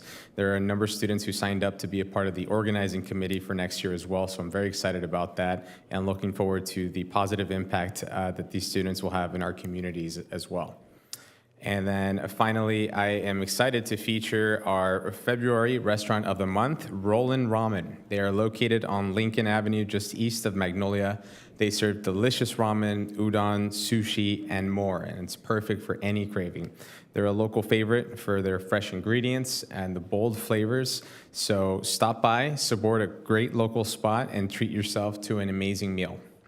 For our business of the month, Moda 2000. Moda 2000 is a family-owned boutique that has been helping young women find their dream quinceañera and formal dresses for decades. They're located off of Euclid. It's a big pink building, can't miss it. And it's not just a local gem, it's a destination. It attracts visitors from all over who are searching for the perfect dress for their special day. Whether you're planning a quinceañera, a sweet 16, or another unforgettable celebration, their expert team, although they are Loera High School alums, but I told them I would look past it, their expert team is ready to make you feel like royalty. So congratulations to them. Make sure to stop by their showroom or book a virtual appointment. And congrats to Moda 2000, our February 2025 Business of the Month. Thank you, Madam Mayor. Thank you, Mayor Aiken.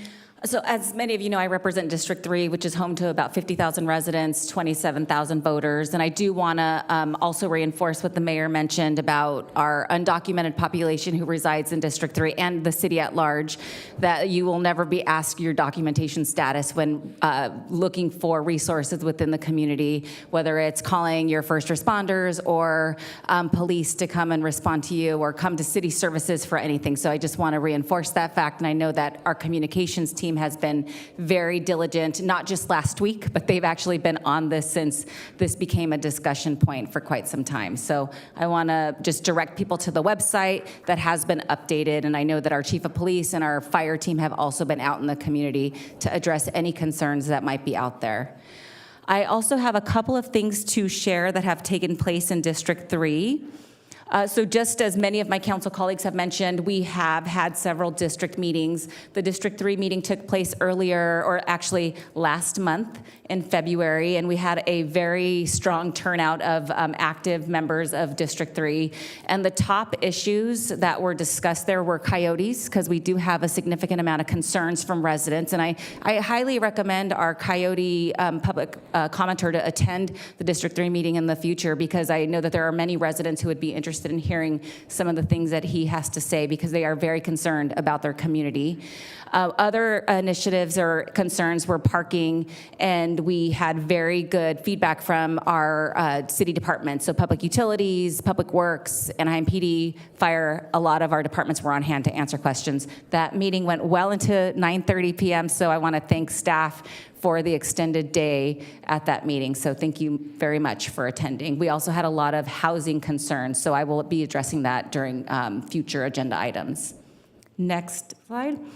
So I also just wanted to mention something. So Anaheim is a city of heroes, and it's my honor to shine a spotlight on one from District 3.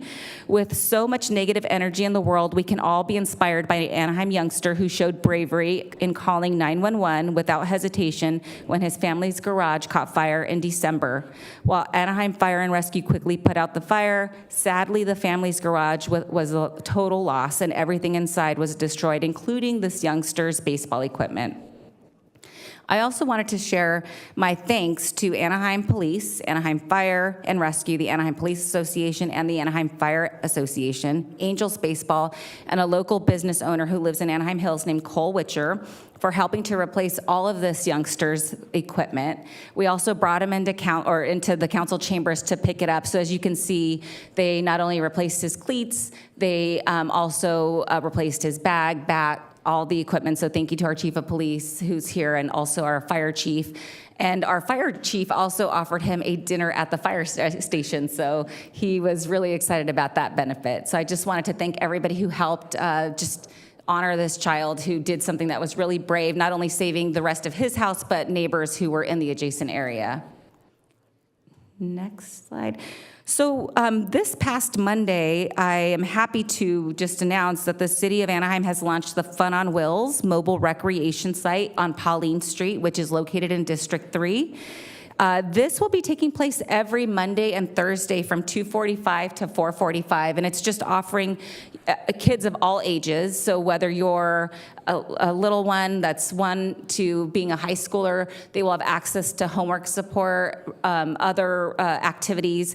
Anaheim PD brought out their hot dog, and I know that we have police officers who were present, but they actually made hot dogs and served them to the community, so that was a big hit there as well.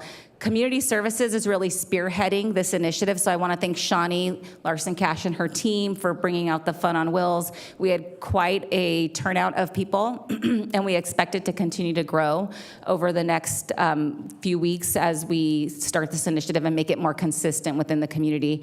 This is a very gang-impacted area, so residents were extremely happy to see our presence in the community.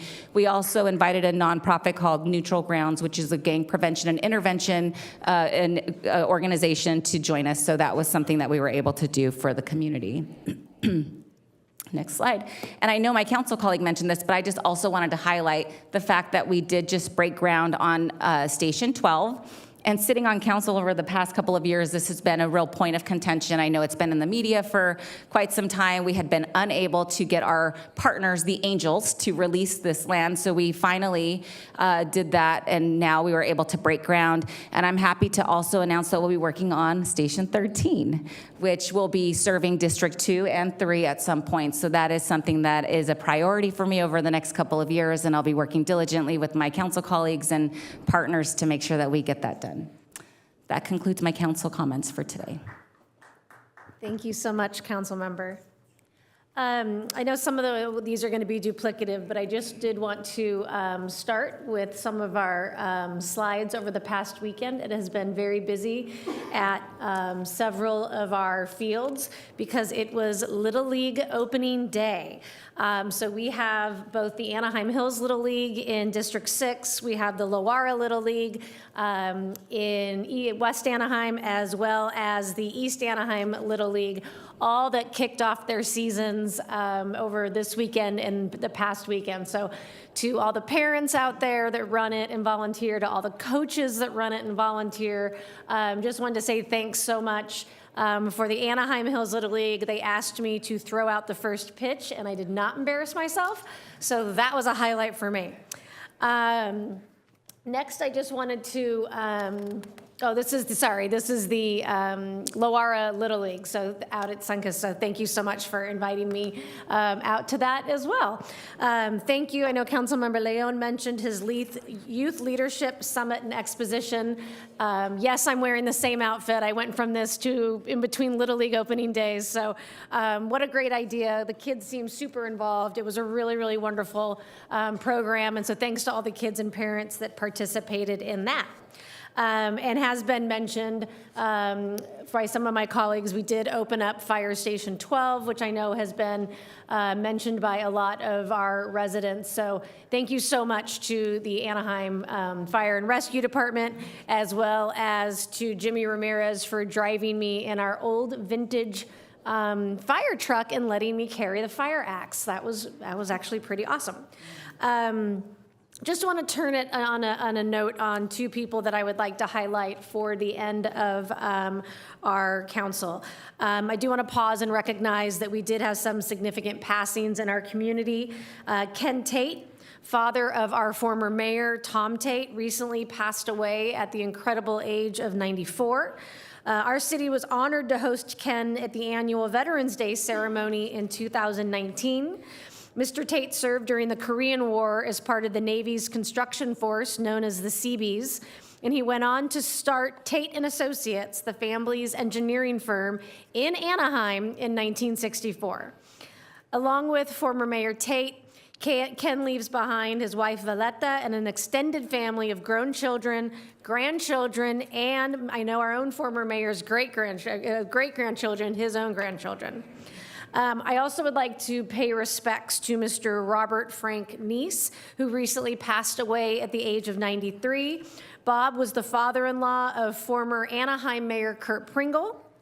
Bob was active with Anaheim Memorial Hospital, Anaheim Foundation for Culture and the Arts, the City of Anaheim Improvements Committee, and the Anaheim YMCA, just to name a few. Also an engineer, Bob had a long career in aerospace, and up until his final days, Bob was still out there having lunch with friends and associates and even grocery shopping. Along with former Mayor Pringle and daughter Alexis, Bob leaves behind grown children, grandchildren, and also has great-grandchildren. So our thoughts go out to both the former mayors and their families, and I'd like to close tonight's meetings in memory of Ken and Bob, along with, I think the city manager is going to talk about some losses in our APN community. Oh, I would like to, if you want to zoom in on this, I think we have a slide as well. One of me and the Mayor Pro Tem's favorite days of the entire year is going to be on March 29th from 7 a.m. to 10 a.m. It is our compost giveaway. So if you're able, please bring your proof of residency as an Anaheim resident.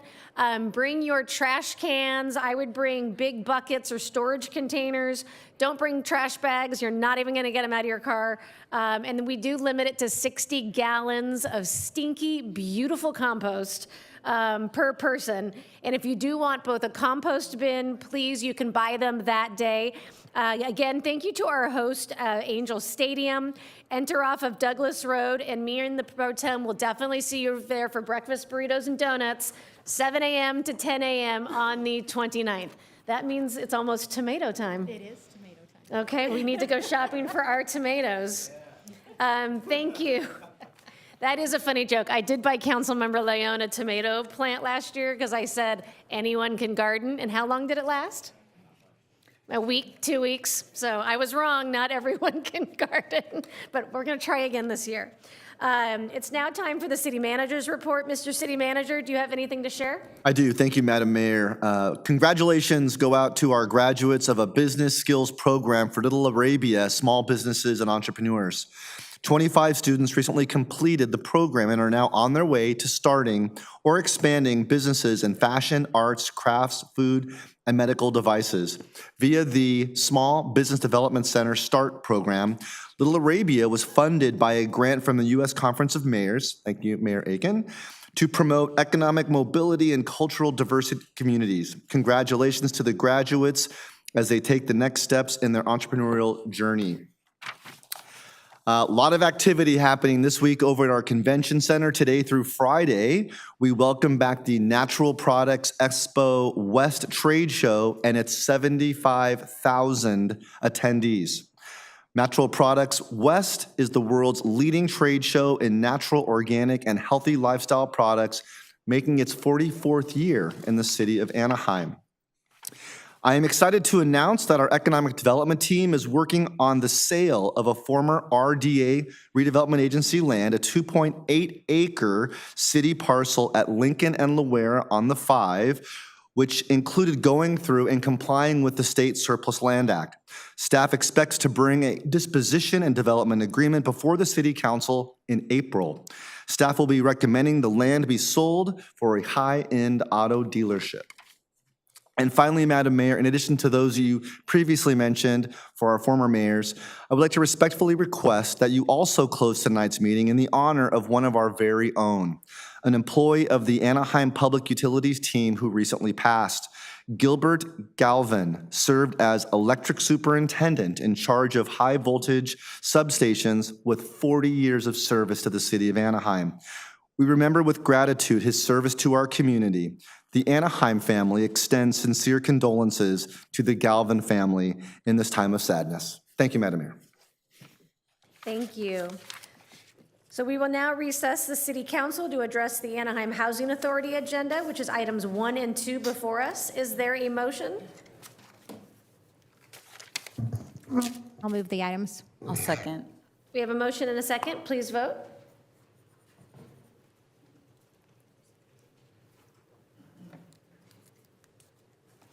The vote is 7 ayes, no nays, motion carries.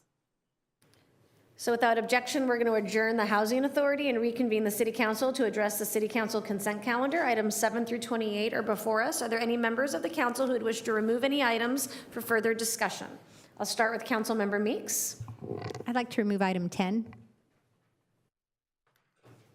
Thank you very much. Item 10 removed. Councilmember Rubicalva.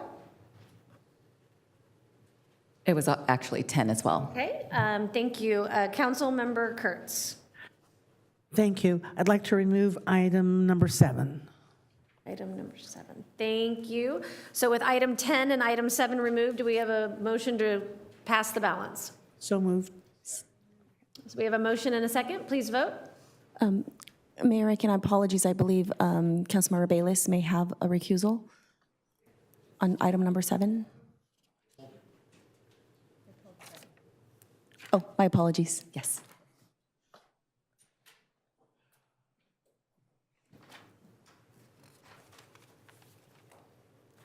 Councilmember Kurtz?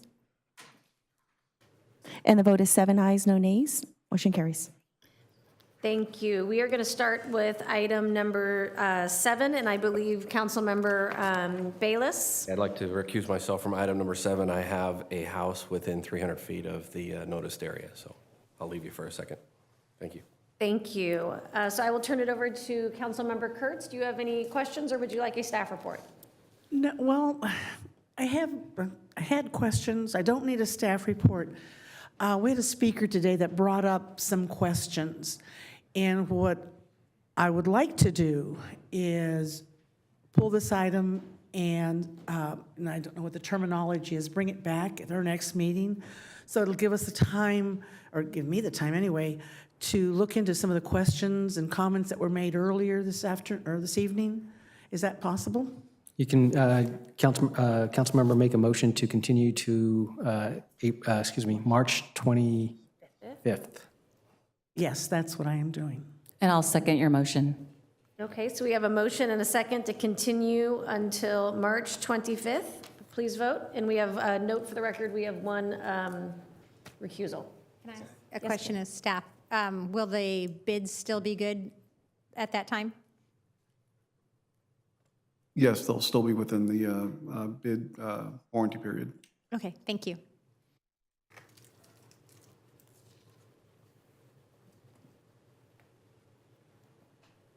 And the vote is 6 ayes, no nays, and the recusal by Councilmember Bayless.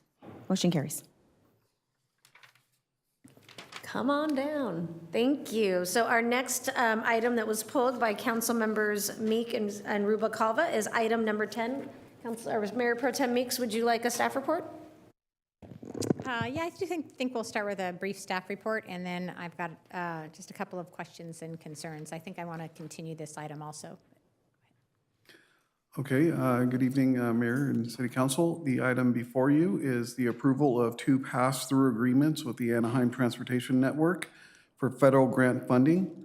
These agreements will allocate up to $2,010,000 for the purchase of 5 battery electric buses and $305,120 for a needs and opportunities study in areas of persistent poverty, with the term expiring on June 30th, 2027. The city will act as the recipient of the funds and transfer them to ATN, which will be responsible for compliance with federal requirements. This action will increase the Public Works budget by $2.3 million in restricted transportation funds. And that'll conclude the staff report.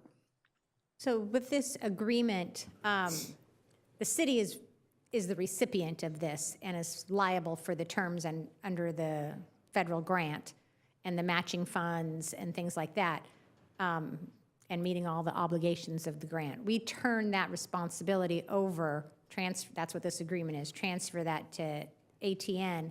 But ultimately, we're still responsible for that. And so my real concern is the matching funds and making sure they're available, the terms of the agreement, and kind of what the need for these buses are, and the study that's also, I mean, I always love bringing in grant money to the city. You know, that's the way we get a lot of things done. But I also want to be careful that we're not putting ourselves in a liability position, and that this is the correct use of these funds, and we'll be able to meet all these obligations. So I'm going to recommend a continuance until March 25th, because I would like more information on that. Thank you. I think we also have a question by Councilmember Rubalcaba. I do. I share similar concerns. I know that there have been a couple of public hearings or I think there was one last night at Museo regarding a concern about funding for other ATN initiatives. And I know that they've come to the city to request additional funds. So I am concerned about the ability to provide the matching funds. So if you're making a motion to continue, I would second your motion. Okay, Councilmember Kurtz? And we have a motion and a second on the table. Thank you. I just have a question. So I had some questions about the needs and opportunity study, and it alluded to identified areas of persistent poverty. Have those areas been identified? Yes, they have. They're predominantly along the Ball Road corridor near Disney. I can describe the areas if you like in more detail. Yes, please. Okay, the first area is what we refer to as our Ganita Lane neighborhood, which is essentially between Ball Road, the I-5 freeway, and Anaheim Boulevard. The second area is along Vermont Avenue to the north, from Vermont Avenue to the north to South Street, and between Harbor and Anaheim Boulevard. And the third area is north of Ball Road up to South Street, between Harbor and Anaheim Boulevard. I think all in District 4. Correct. Okay. So I'll wait till next week. I'll have to do some more research on that also. Thank you. Thank you. Are there any more questions or comments? Okay, with that, we have a motion and a second. Please vote.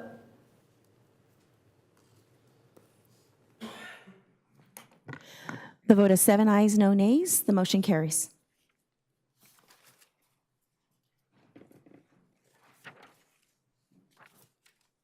So item 16 on our agenda are appointments to 2 boards and commissions. The first item is District 1, appointment to the Public Utilities Board. Councilmember Bayless, do you have an appointment for District 1? I do, thank you. My appointment will be Gabriel Smith. Okay, thank you. Please vote.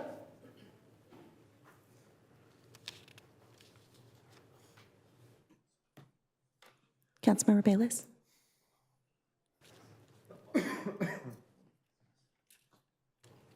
The vote is 7 ayes, no nays. Appointment moves forward. Thank you. The second appointment is District 5's appointment to the Senior Citizen Commission. Councilmember Maz, do you have an appointment for District 5? Yes, I do, Mayor. My appointment is Irene Rose. Ms. Irene Rose, great choice. Please vote.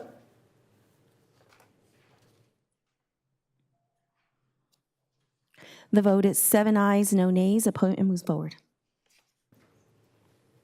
Thank you. So item 17 is consideration of the recommendation by the Senior Citizen Commission to change the name of the Senior Citizen Commission to Older Adults Commission, and if so desired, direct staff to return with an ordinance to codify the name change. Are there any, oops, do we still have a voting thing up? Okay, excuse me, sorry. So are there any questions or comments by council? I see Councilmember Kurtz, you have a question? No question, I just want to move the item. No, okay. Do we have a second? So we have a motion and a second. Please vote.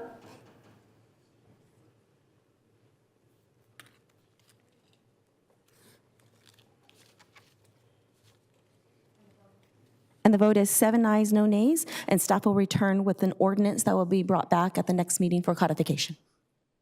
Thank you. So next is a report on closed session. Mr. City Attorney, do you have anything to report? No, other than that, all items except for item 3, which was pulled, were heard, but no reportable action. Thank you. And we do not have any remaining speakers for non-agenda items, correct, Clerk? That's correct, Mayor. So now is the time for future agenda requests by council members. Do any council members have any agenda items for future agendas? I'll start with Councilmember Leon. Thank you, Madam Mayor. I'd like to agendize a resolution in support of AB 91, the MENA Inclusion Act. This bill is a critical step towards ensuring that Middle Eastern and North African communities are accurately represented in demographic data across the state, allowing for better access to resources, services, and opportunities. In addition to that, we know that many in our community, as we heard today, are feeling fear and uncertainty. And we've been a welcoming city since 2017. We currently are a welcoming city that welcomes not just thousands of immigrants, but also millions and millions of visitors, including the 75,000 from across the world that are here this week for the Natural Food Products Expo. So I'd like to agendize an item to reaffirm our status as a welcoming city, inform the public what that means, inform them about SB 54, as well as our approach to upholding our responsibility of ensuring public safety for all who live in and visit our city. Thank you. Thank you, Councilmember. Councilmember Rubacalva? Thank you. I would just like to get a recognition for Anaheim High School's water polo team, girls water polo team. They are CIF champions. And I think this occurred within the first 5 years of them actually getting a team. And then I also wanted to see if we can bring in Conservation Corp for some of their we're actually sent to do FEMA hazmat cleanup. So if we can bring them in for recognition, they are located in District 3. And I also just wanted to follow up on a couple of things from last year. If we could just bring back to council the, I know I brought this up as an agenda item before, but the rent control enforcement at the state level. I know the state already has something. I know we talked about potentially having some enforcement mechanism in the city, so I'd like to see what that looks like. And then I'd like to circle back on eviction protections that we talked about for no-cause evictions. I know we haven't fully brought a policy back, but I would like to revisit that and see if we can bring something to council. So I'm happy to work with Rob's department to get that done. And that's all. Thank you. Councilmember Kurtz? Thank you. Excuse me, I have 2 items. One is I'd like to bring a meeting soon, because we'll run out of time, a letter of opposition to South Coast AQMD's proposal or proposed amendments to Rules 1111 and 1121. And that is the changing of our space heating and water heating to non-gas, I guess it is. They are in the process of reviewing, discussing, holding hearings on making changes so that in the next few years, we would have to make sure we don't have any gas, water heaters, gas, space heating, which is home heating. I think it'd be a tremendous cost for families to have to change over. And I look at, we're talking about rents. And if a landlord needs to make those changes, I wonder how much that landlord will increase the rent. So I'd like to bring that forward for And I'm sorry, you said 1121, and what was the other one? 1111. Okay. Yes. Thank you. Councilmember Maz. Oh, I have I'm one so more. sorry. Excuse me. Sorry about that. Community services, mentioned today was the change in the commission. And it goes in line with what I like to do. First of all, thank you for increasing services to our older Anaheim adults. There's been a change in the number of staff members in that department, in that group. We also have them spread across the city. And so what I'd like to do is get a report on what staffing is where in our city that provides resources and services to our older adults. Also, with that, what new items were added to the centers in which they are located that bring, the new resources to our seniors, and also what changes can we expect in 2025? This is a very exciting time for them. I love the fact that the Senior Commission is now the Older Adult Commission because they want to make sure all of the needs are being addressed. And I know you're doing a lot of work, so I'd really like to hear, I'd like the council to hear, and I'd like our public to hear what is going on with those programs. Thank you. Councilmember Maz? Thank you. At the request of the chair of our Cultural and Heritage Commission, I would like to declare April as Arts and Creativity Month, and that would in turn get added to our annual list of recognitions. Arts and creativity? Thank you. Two things I wanted to talk about with our Community Services Department. And it came up in a couple of times, both during Little League and at some of our community parks. A lot of our parks don't have flagpoles. And so they don't have a way to do the Pledge of Allegiance. And so I wanted to just see if we could kind of explore how we can add, if we don't have it at our city properties, that we can have a flagpole program and figure out community partners, sponsorships, so that we can have our United States, California, and city flags at our city parks and buildings.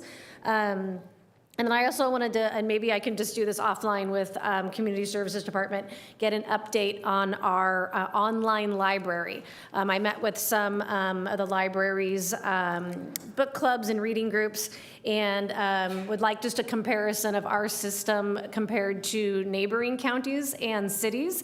Whether it is a lack of licenses or if there is a system out there that we could kind of help decrease some of the weights and increase the inventory for both audiobooks and online material through our online system.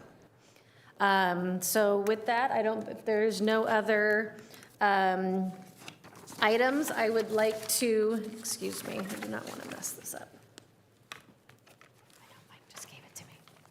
Thank you. I'd like to adjourn tonight's meeting in the memory of APU employee Gilbert Galvan, as well as the family of former mayors Ken Tate and Bob Neese.